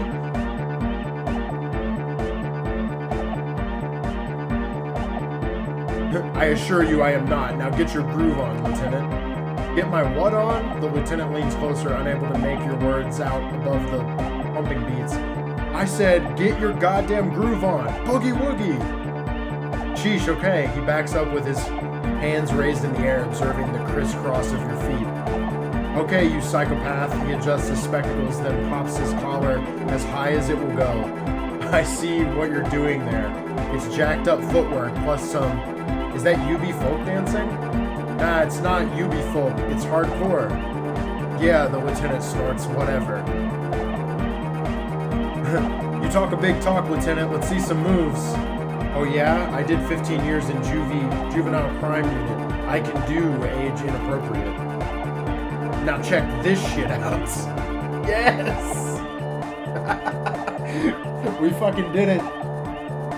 Best dance moves in an RPG ever. Absolutely. Yeah, eat your heart out, Mass Effect. The lieutenant begins to heel kick in the church with such intensity, it's reasonable to fear he'll kick a hole right through it, causing the floor to crack and the pillars to collapse, bringing the church roof down on all of you. It doesn't look like he'd give a shit either. Is there any more I can do? I want to break the limit. The dynamic motion of your flailing body is bordering on the extreme. You're going off the charts. You feel as if turning on the hyperdrive will be a point of no return. Feels almost melancholy. Are you sure you have the entire posse along for this? Together. Where are you? Here we go again. Hardcore fills the air. The sound above my hair. The what now? The lieutenant suddenly stops. The sound above your what? Above my hair, man. Okay, this is too imbecilic. Oh, shit. Turn on the hyperdrive. On the coast of the Martinez Inlet, in a small weather-beaten stave church built 380 years ago by settlers from the Occident, most likely to guard against an anomaly at its center, an officer of the RCM is contorting his body into idiotically rigid shapes as he invents the future of dance music. It's the hardest anyone has ever danced. This is what is this strange feeling I keep having? This cold, even now. I am La Ravacholière. I am the city. What do you mean you are the city? I am a fragment of the world, spirit, the genius lossy of Revachol. My heart is the wind corridor. The bottom of my air is red. I have 100,000 luminous arms. Come morning, I carry industrial dust and let it settle in the tree leaves. I shake the dust from those leaves and onto your coat. I've seen you with her, and I've seen you without her. I've seen you on the crescent of the hill. How are you talking to me? The modulations of my voice are noted down with thermometers and barometers. You feel me in your nostrils, on the little hairs on the back of your neck. I also reside in your lungs and vestigial organs. Everywhere there is space. But who am I? Why are you talking to me? You are an officer of the citizens' militia. Agentes in rebus. When you wear your coat, you wear my soul. You move through my streets freely in motor carriages and on foot. You have access to the hidden places. You also circulate among those who are hidden. I need you. You can keep me on this earth. Be vigilant. I love you. The fuck? Holy shit. An officer of the RCM is lying on the floor of a small church with his eyes rolled back and his tongue lolling out. Lolling out. Several others are standing around him. He slowly comes to. Had a good rest there? I spoke to the city of Revachol. Fuck yeah. I bet you did. Those were some advanced moves, man. That's all great, but we should really get going. We've spent enough time doing aerobic exercises for today. Get up.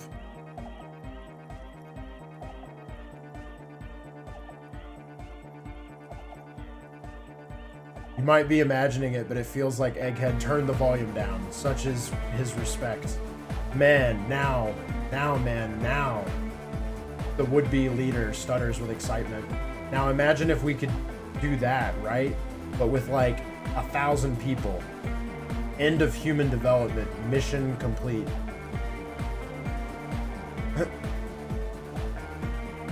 Right, ecstatic. All right. You're absolutely beat. Muscles relaxed and feet like noodles underneath.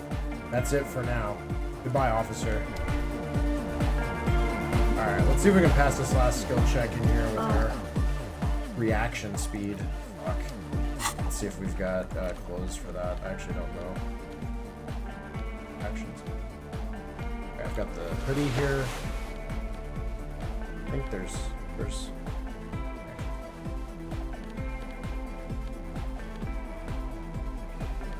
we've got our like speed going right now, so we've got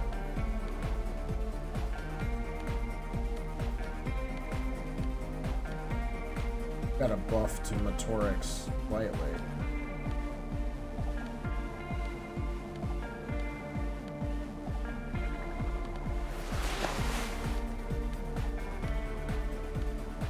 Alright, that gives us +2. Now we're at what, 5? Yeah.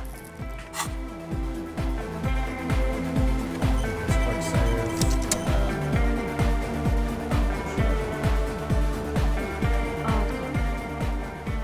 28%. Okay. Catch the silver bird. Damn. The silver bird has already flown away. I will catch it later. Alright. Level this up then.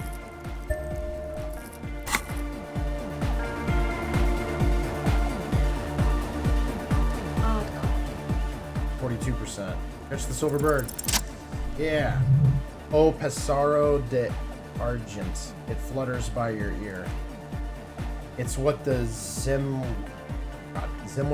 the great Gradian community in Revachol call a person who never breaks under interrogation. It's an organized crime term.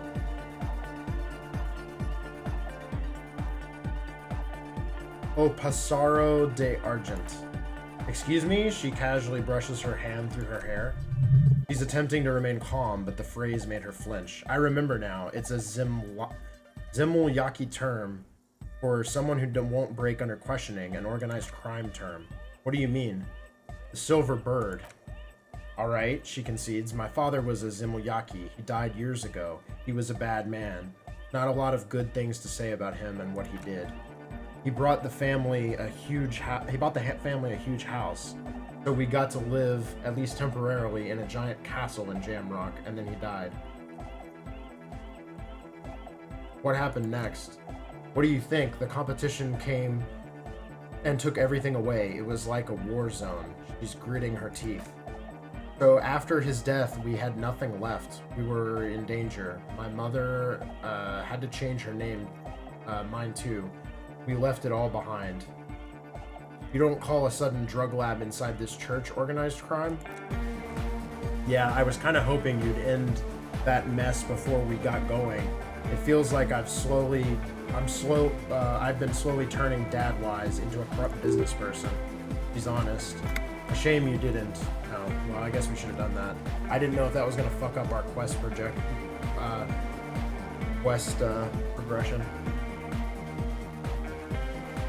Yeah, I made the lab.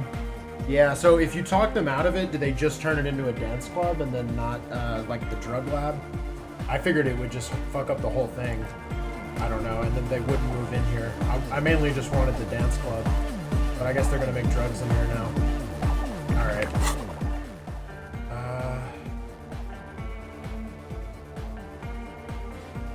Yeah, like, it's funny that these don't clear. Like, I still have that godly check for logic with him. Dance is back! But I don't. Dancing.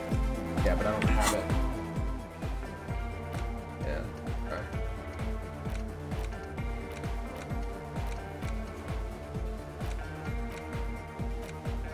Alright, I also gotta get out of here because my frame rate is awful. I don't know yet. I'm right before this point. Oh, okay. Do you have any idea what happens with this, by the way? Let's see. Spirit is eternal. Did you get this, like, you can get like a spirit from this guy Rosemary. It's this this thing. It's like the blue medicinal spirit, and it says like you'll know when the time is right to use it. I don't know if you've that before.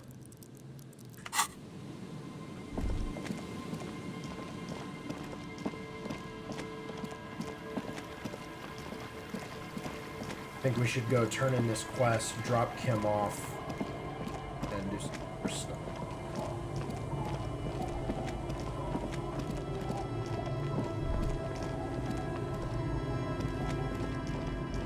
No, I haven't done that yet. Okay.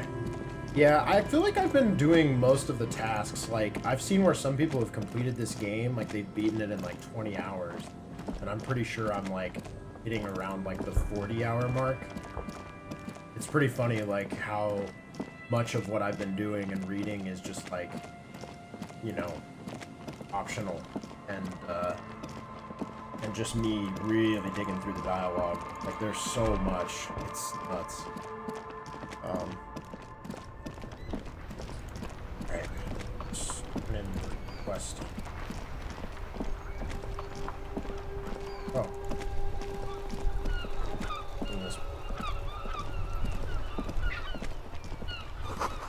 There is something down there. Oh. The musty smell of the potato cellar in the spring emanates from the river. Oh. Okay. I just finished Wednesday, so only one day on the island, but I did the club part first. Yeah, some people just do main quest. I do the same. I can tell you. I don't know what I've said. Yeah, I've done a ton. I'm pretty sure my levels are like pretty high in general too. I've kind of like not done much with the thought cabinet. I've unlocked a ton of them, but I've kind of stopped researching them because I don't have any way to know what they're actually going to do, and some of them are bad, like are like nerfs, and so like I'm kind of afraid of some of them. I probably shouldn't be, but I've kind of slowed down on the thought cabinet, so I don't know. But yeah, we're getting near the end here. At least I think. It feels like it. Oh shit. Can I not turn in this quest right now? Guess not. Hey, is there something you needed?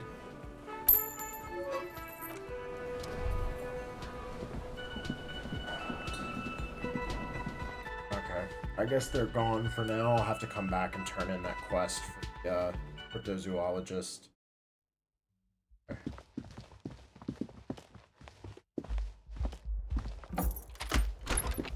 See you in the morning. Yep, definitely.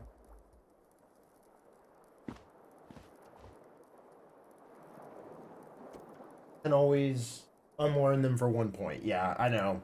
It's just that then you end up having to burn a skill point to get rid of one and clear it out. I don't know. I should probably do more. Here, let me do one. What's cleaning out the rooms? Do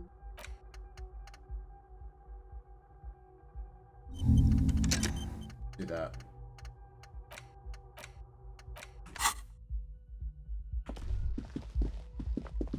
I think they unlock dialogue options and stuff, some of them too, so probably should. Okay. So I guess while we're over on this side of town, wait. Oh, maybe they're not. Hold on, she's here. Hello, dear. It's good to see a familiar face. I restocked the empty trap. Where's Moral? Thanks for doing that, dear. She manages a smile for you. Her smile is weary. Her earlier ebullience has left her. Morel isn't feeling great. I convinced him to stay at Gary's to get some rest. He looks down at her hands, afraid the cold has really gotten to him.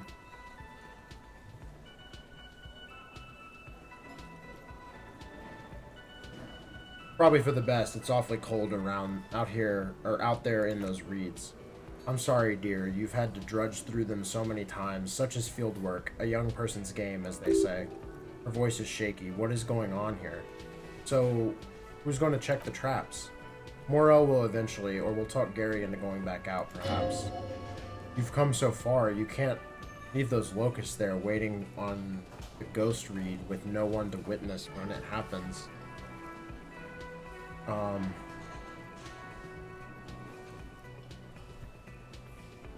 Something tells me it's up to me again. No, she says, insisting now. You don't have to do that. Enough of this fool's errand. Morel will do it, or Gary. You have work to do. I've wasted enough of everyone's. Be real. Gary is not going to help with it. Once more under the breach, then. That's real. That really is too much, sweetie. Thank you for your dedication, but I can see you're coming down with a cough yourself. Very strange. Why is she not letting you do this? It's like she's given up. Lena, what's wrong? You seem different. Different how? The half moons of her glasses reflect you as she looks up at you. You've given up on the phasmid. I'm in doubt, sweetie, that's all. Everyone is, now and then. You're in doubt about what? It's a strange feeling. She looks down, biting her lower lip. I haven't really told this to anyone, but you are a police officer. Do you ever wonder if some lovely story from your childhood is just that, a story or a dream? Punching her shoulders now, she seems even smaller than she is, like a sad young girl. Seeing the Insulindian phasmid was just a story I used to tell people. I didn't really think about whether it was real or not. But Morel told me you'd seen it. You also told me. Morel's so proud of it. He always tells everyone. A terrible sting in her heart. Regret. Are you saying you made it up? No, at least I don't think I did.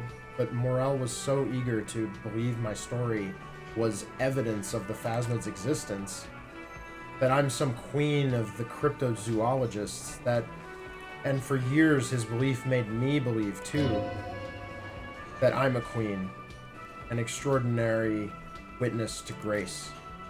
But now we're both getting old and he's still working himself sick out in those reeds looking for it. She shakes her head, still unable to meet your eyes. But what if I was just wrong? I think I was.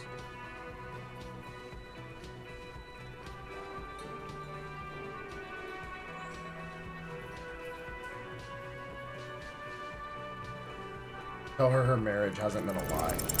Oh, we failed. But it has, hasn't it? A seed can only bear what's inside of it. The seed of love is black and oily. It has a taste you're quite familiar with. Lying has gotten you this far, why stop now? You might be right, detective. He looks down at her legs. I was a paraplegic before we met. He didn't know before I came in on our first date.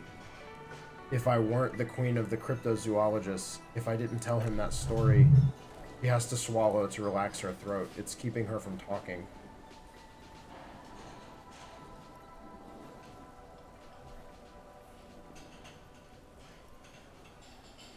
Say nothing. He sighs. I've wasted enough of your time with this drama. I really must go before I start crying and waste more of it. What you have to know is the Insulindian phasmid probably does not exist. Let us fools chase our ghosts. There are a million better things to do with your life. Are there? Some of the other things are pretty bad.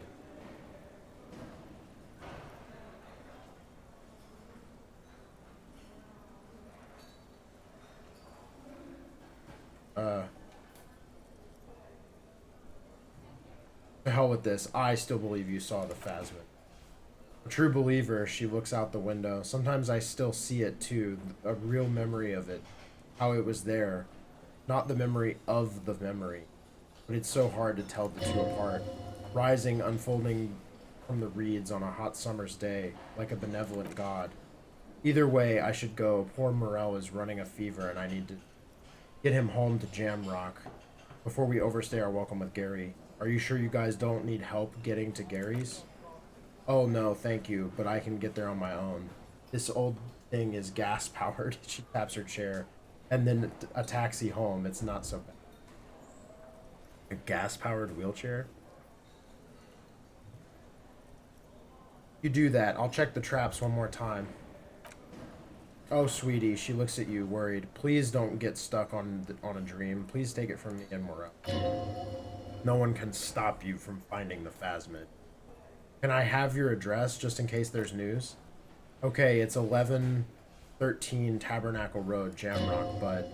Sigh, she doesn't think you need...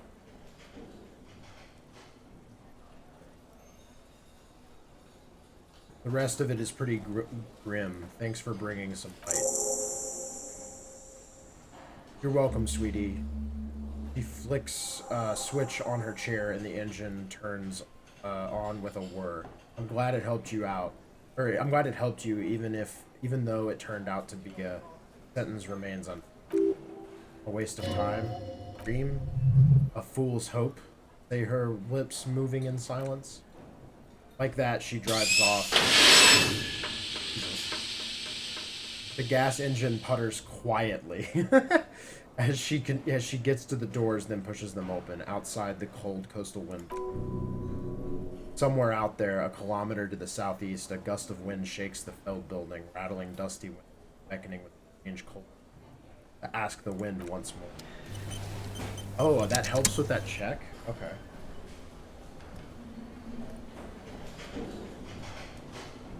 Yeah, the thought cabinets make for replay value. Yeah, definitely. I feel like you could almost like speedrun this game too. Like, I'm sure if you knew the progression exactly and what was necessary and what wasn't, you could really... Okay, I'm gonna go inform the people in the Doomed commercial. That real quick. Assume that's not gonna take too long, and then I'm gonna try to get my gun, and I think I'm probably gonna be done for the night. Let's see how long that. Not sure. I'm hoping to finish it tomorrow. Tomorrow during the day. Do the final part.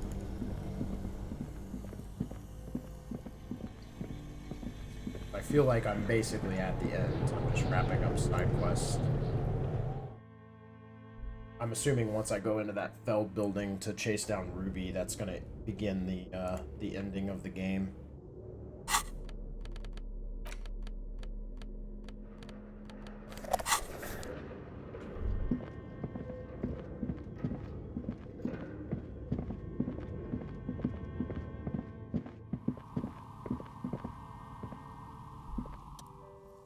Oh, it's you again. Are you looking for a die? I think I found the actual source of the curse. You mean the curse that I'm spared of because I live outside its immediate reach? Yes, well, about that. I'm listening. She leans back in her chair, arms crossed across the chest. Just say it. There's a 2mm hole in reality located in a church on the other side of the canal. I think it may be related to to Pale. Excuse me? She sits up, visibly agitated. A 2mm hole in reality. Can't be true. I'm afraid it is. Suna Lukanen killed the former lead programmer of Fortune's accident made the discovery. Suna is involved in this. She appears to take this in while the chatter from her headphones continues unabated. So it's even worse than I thought. It's not just the commercial area that's cursed, it's the entire world. She looks out the window where the night has fallen on the yard.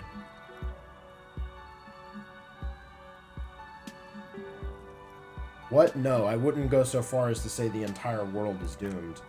Just Martinez, she gives you a rueful smile and takes a look around. In any case, thank you for stopping by. It's good to have an answer, even if I can't claim to understand it fully. Okay. Try the bookstore lady. Hopefully she doesn't freak the fuck out from it. Okay.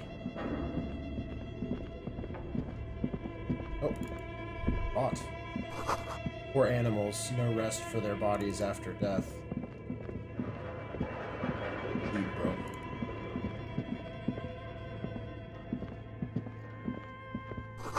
The store on the other side is closed for the night. Come back tomorrow? Ah, I see. I can't even go tell her about it yet. Okay. Well, go out the other way. I'm gonna go try to get my gun. Maybe I can do that. I think I'm gonna meet them on the boardwalk.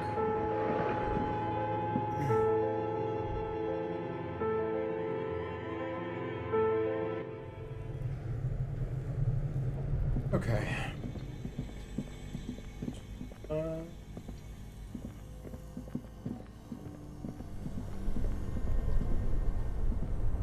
Alright. Up the stairs. Thing.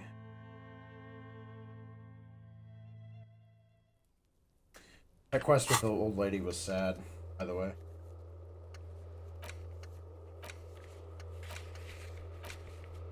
Let me see if I can figure out what that is. This Elysium spirit is eternal.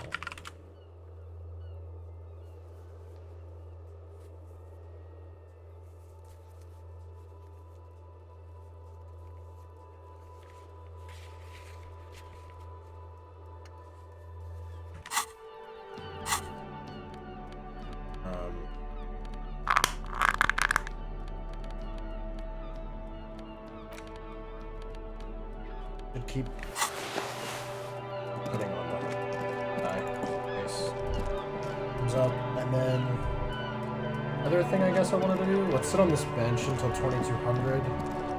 Suppose. How fast does time pass? Oh. Whittle your thumbs, wait 15 minutes. I've never actually done this. Oh, get out.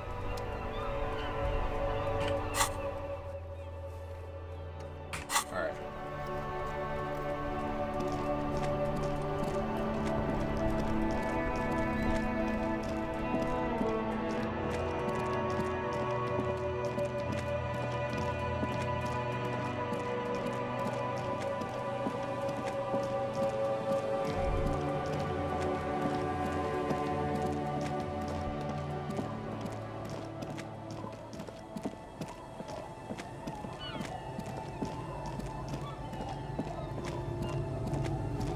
Oh yeah, let's try this skill check with her. See if we can ask her out. I don't know if that's like actually a thing. We'll save. What is the skill? Aye, the sea's gonna calm down Suggestion. soon. I don't know if I have any clues. Suggestion?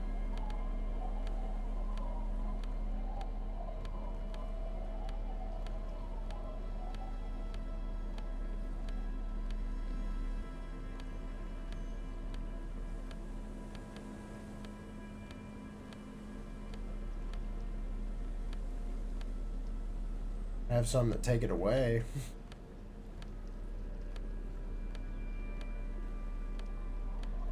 There's one.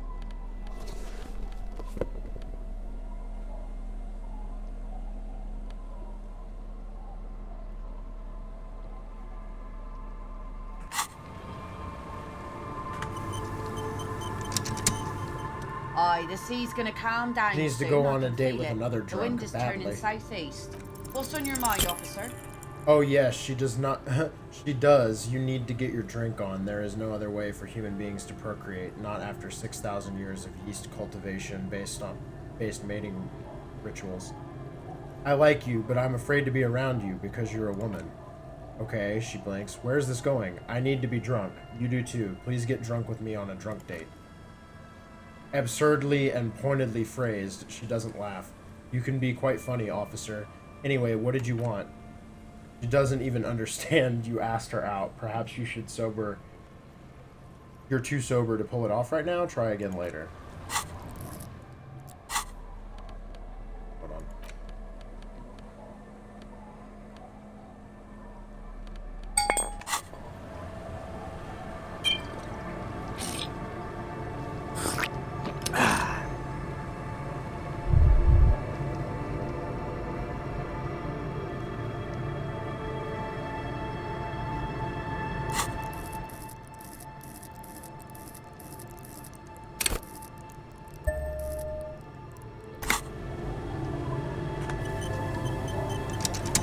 Aye, the sea's gonna calm down soon. I can feel it. The wind is turning southeast. What's on your mind, officer? You think she really needs more of that after her man died at sea? You think she really needs more of that after her man died at sea? But what do I do then? What if I told you it is actually possible to go on a date sober? Get out of here with your crazy fringe theories. Before recorded history, men and women were able to do simple, very primitive things together sober, acknowledge the situation, and keep it basic. I'm a drunk, don't know if you've noticed, so I usually ask people to drink with me. I have, and I don't really. She hesitates. This time, though, imitate drum roll. I thought I'd ask you for a walk. Just a walk? She feigns extreme surprise. I don't know, officer, I would not have taken you for an innocent perambulator. Is that a yes, ma'am? Is the walk happening? She's thinking, eyes mapping your rugged features. Where would this walk take us, officer? There's a nice view on the beach I found. Point northwest. Land's End. Alright, I will walk with you. She raises her finger. But you need to understand that nothing is going to happen. We're just walking. Just a good old-fashioned walk. I like it. Something could happen. Yes, she replies with a smile. Someone could get pushed in the water, maybe even get laughed at, but I'm not sure. I'm sure that's not going to happen. Alright, I'll go put the kids to bed and we'll meet at Land's End in 15 minutes. She doesn't wait for an answer. You better get ready.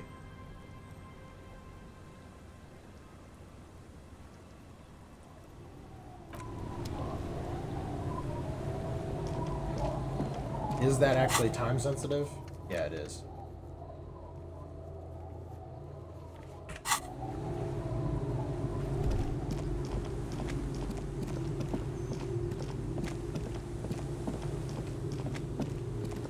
I wonder if I can get my gun in the meantime, or if that's going to be like a long process.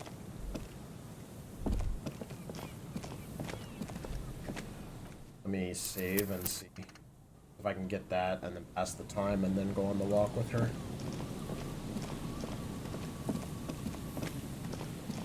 Oh shit, what the fuck? Put your hands where I can see them. The fuck is this? The pigs. Put your hands where I can see them. The aging woman under a mountain of police paraphernalia mumbles to herself, then notices you and reaches for the megaphone. Show me your hands. This is the pigs. Show me your hands. Right now! Show me your hands right now! Scavenged, battery-powered police lights protrude from her back. The flickering light show reveals a gun in her hand, shaking. In her shaking hand. Her hand is trembling from some sort of neurodegenerative disease. Raise your hands. The man appears to be pulling out an object from his pocket. Fear under threat! Fear under threat! Superseding event. Split-second decision. Get on the ground. Get on the goddamn ground! Ma'am, I just want to talk to Subject yourself to a full body cavity search. Prohibited materials concealed in nostrils, ears, mouth, navel, urethra, foreskin, vagina, and rectum. In her mind, the cavity search is happening. As long as she's saying it, it appears the things she says are very real to her. Please identify yourself, ma'am. It's the goddamn police shitbag, she yells into the megaphone. Hug the pavement, you're under arrest. As she waves her hands, you notice familiar-looking ampules and packets sticking out of the mountain of police gear on her back. Medicine or drugs? He thinks she's a police officer. Try treating her like a police officer, a lower-ranking police officer. Officer Pigs, W. Freighter Harry Dubois, requesting your sidearm for inspection. Pull out your badge. What? She lowers the megaphone and stares at the gun in her hand.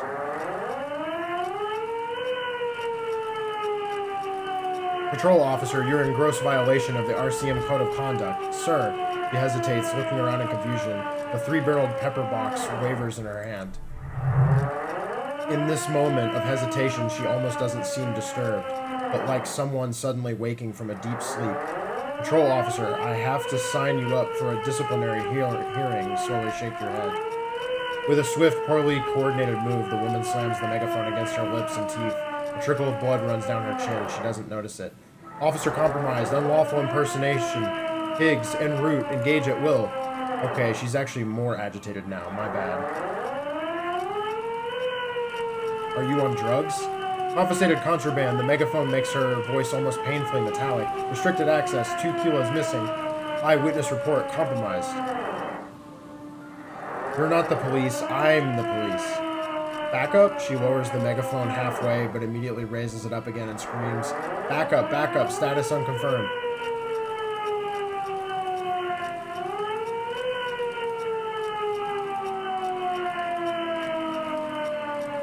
Lieutenant W. Freighter Harry Dubois, 41st Precinct. No, the crazed woman mumbles, shaking her head. No, no, no. I thought Mr. Morant, Gareth. Suddenly she raises the megaphone and screams, aggravated assault, man down, officers in pursuit. What's the situation?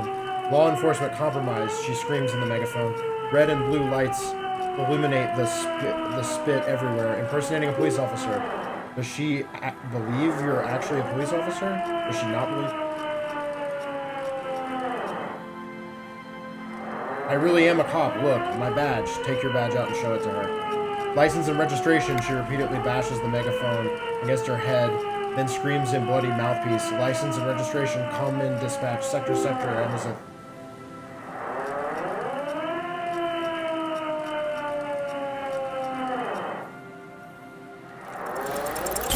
Oh. She's frantic, confused, teetering under all that gear. There's an opening if you move just fast enough. No, I know myself. I know I'm gonna fail. Sure, you're you, but how do we end this? She's not gonna let you leave. Gun, I'm coming. Go for it. Suicide by cop. Split-second decision. Eat lead, scumbag. Oh my god. Oh, I see. Okay, the gun was empty. All is good. You're fine.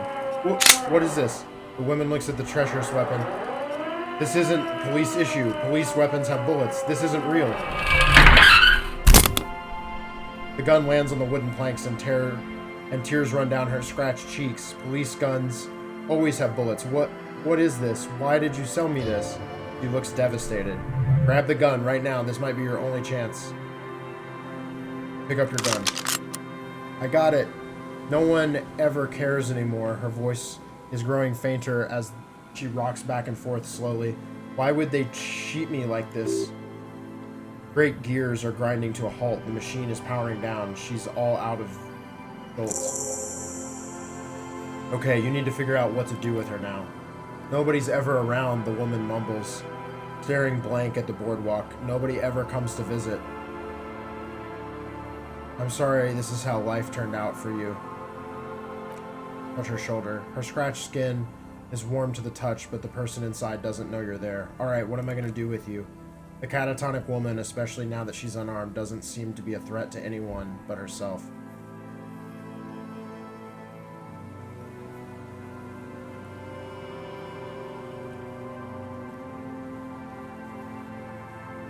Titus wants to be the sheriff. I'll tell him where to find you. Maybe he knows your family.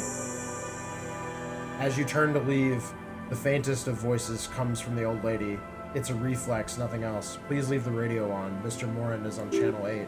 Reflex to what? Being left alone? Exactly, with only the voice of Gareth Morin to accompany her on channel 8. She stands motionless, just a heap of clothes and flashers now. Maybe if you search her once more?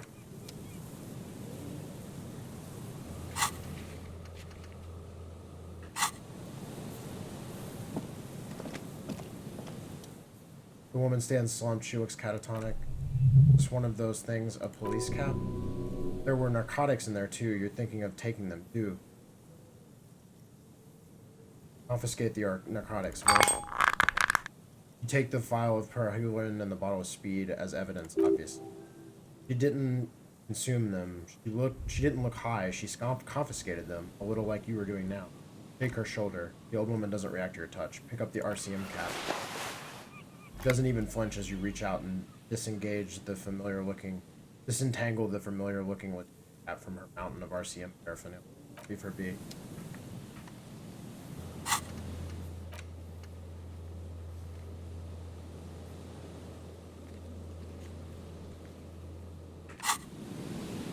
Alright. Also stab, jeez.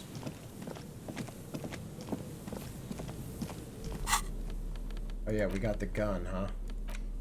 We have this, and we have when times are most dire. Okay.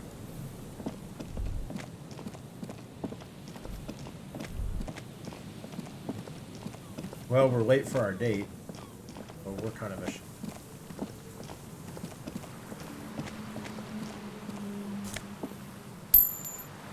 Not entirely sure which area counts as Land's End.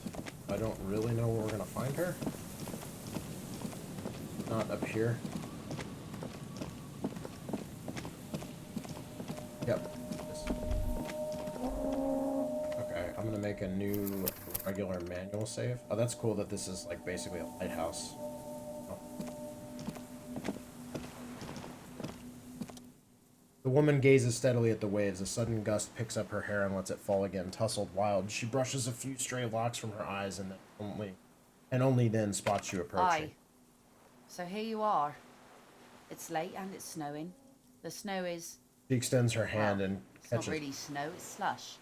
Know that you're not the first guy to bring a girl to Land's End. This is what locals call a make-out spot. That is not going to happen here today. I just want to make that clear, Dimples. She turns to face the sea once more. Her thoughts are still elsewhere, with distances across the water and with the water itself. Across the rusty water, that's La Delta, the financial district. In the mist-covered distance, towers rise as a rebuke to the poverty of this coast. Look at her. You seem surprised that I made it. She chuckles. Drinking men aren't known for keeping their appointments.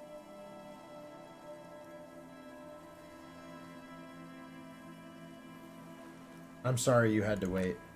It's no bother. Don't get many excuses to spend time alone. What with my trio of monsters. She means her kids.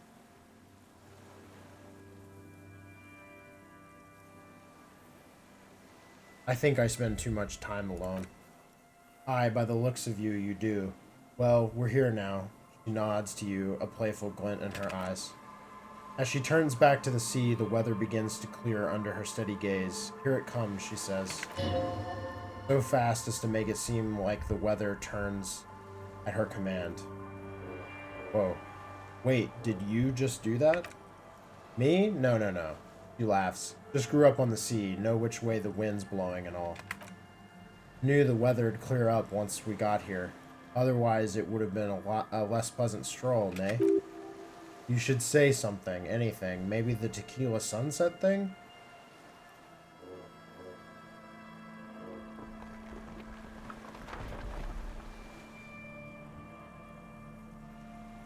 You know, a past incarnation of myself called himself Tequila Sunset. I wonder why that is. She narrows her eyes. It's a common Revacholian expression, means drinking yourself to death.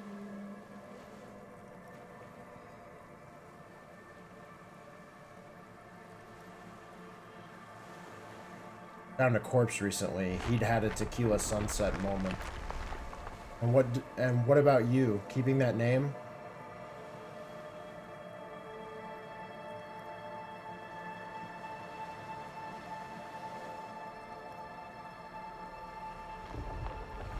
I think I'm good with Harry Dubois these days. Well then, Officer Dubois, she nods to you, then turns toward the sunlit sea.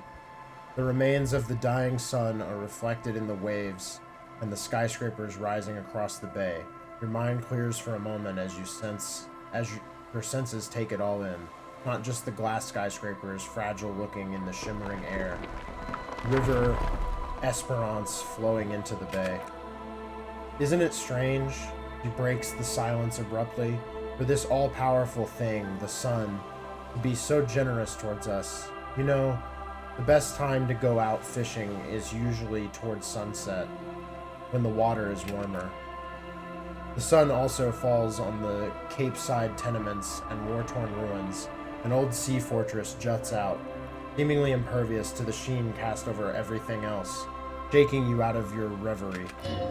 The sun does little for the dead, and those hopelessly lost in their own minds, or people living in desert climates with sparse vegetation and little drinking water.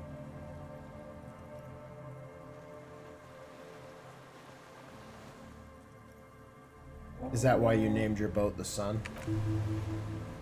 Oh, that was a bit of pride and a bit of superstition, and a little bit of conceptual unity too, being yellow and all. Just enjoy the view. There's salt in the air and the cries of the gulls and the skuas. The grit of sand and the green glint of broken bottles, but still your gaze always returns to the streaks of light, wherever they may be reflected, their fading opulence. It's bringing us spring, summer. It's entirely on our side, no matter what we do or who we are, for absolutely no reason. It's unlike no other powerful being.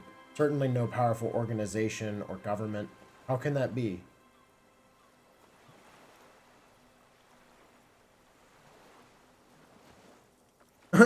But when begin a long, impassioned political tirade. Well, something's got to be on our side. She nods. I guess we wouldn't really be here if that thing wasn't on our team. Maybe some general remarks before you say something big. Work your way up to the cool. You have fish hooks in your...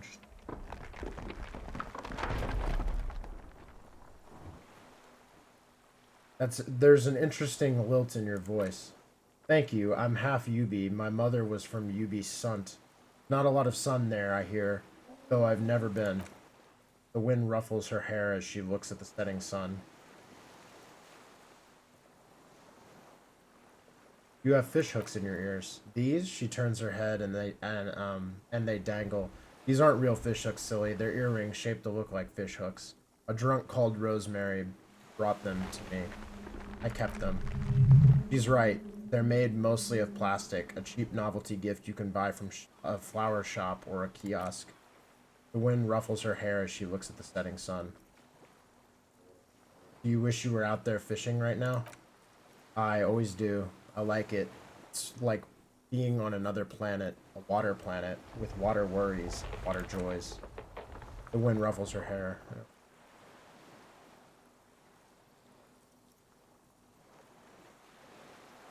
Time to think.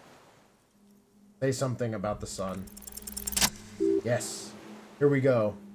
2 different approaches to cap this off with style. Thermonuclear reaction. Sun is a god.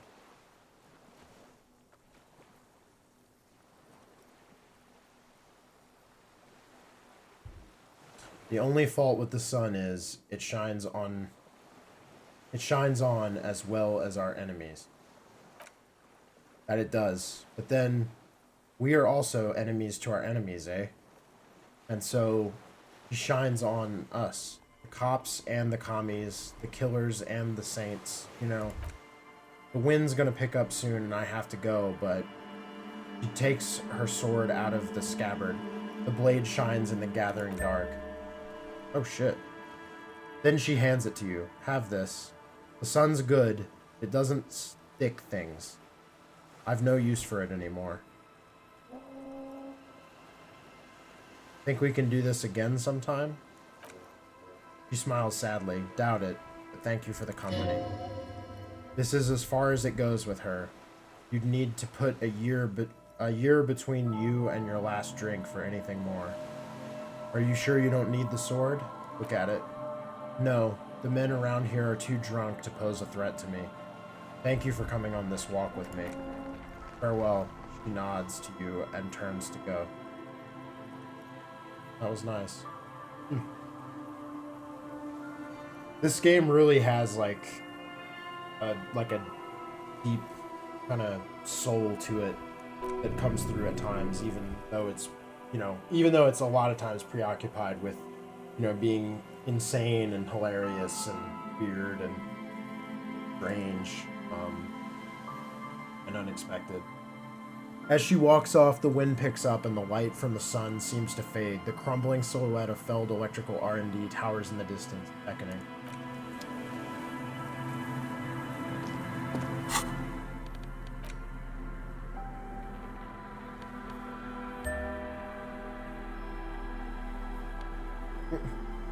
Put this to impress yourself. The blade, his mass-produced saber, has dulled over the years and won't slice or stab anyone. It still commands respect in your hand, however. Holding on to its beckelite hilt fills you with a sense of purpose and a memory of the date. Nice.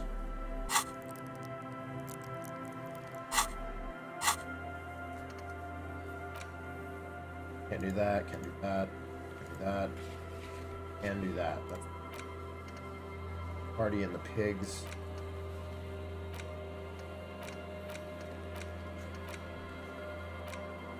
Sweet. Alright, so it's time to head back to the hotel, get sleep, and then I'm probably going to call the stream there, and then we will,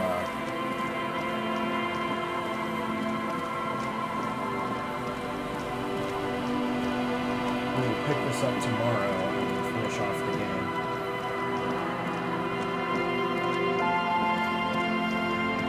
I don't know how many hours of it I have left, but we shall see.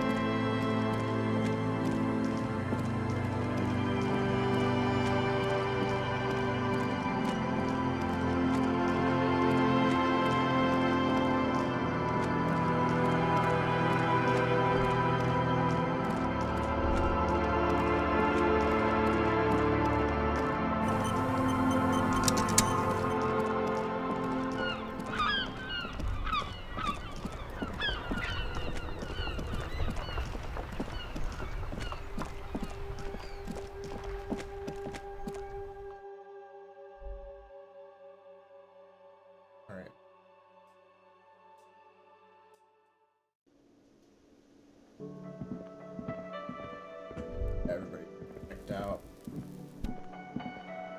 Can I do anything while they're gone?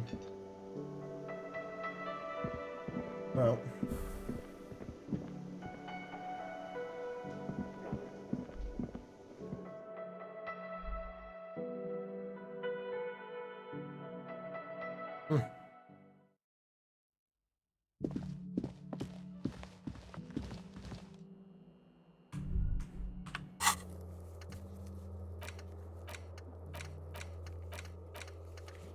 Alright, we'll do the sleeping and all that for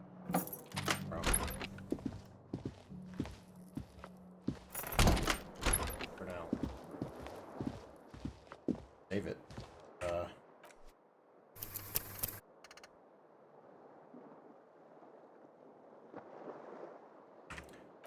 Alright, all. Well, thanks for watching, and I will catch y'all in the next one for part 12, final part. Peace.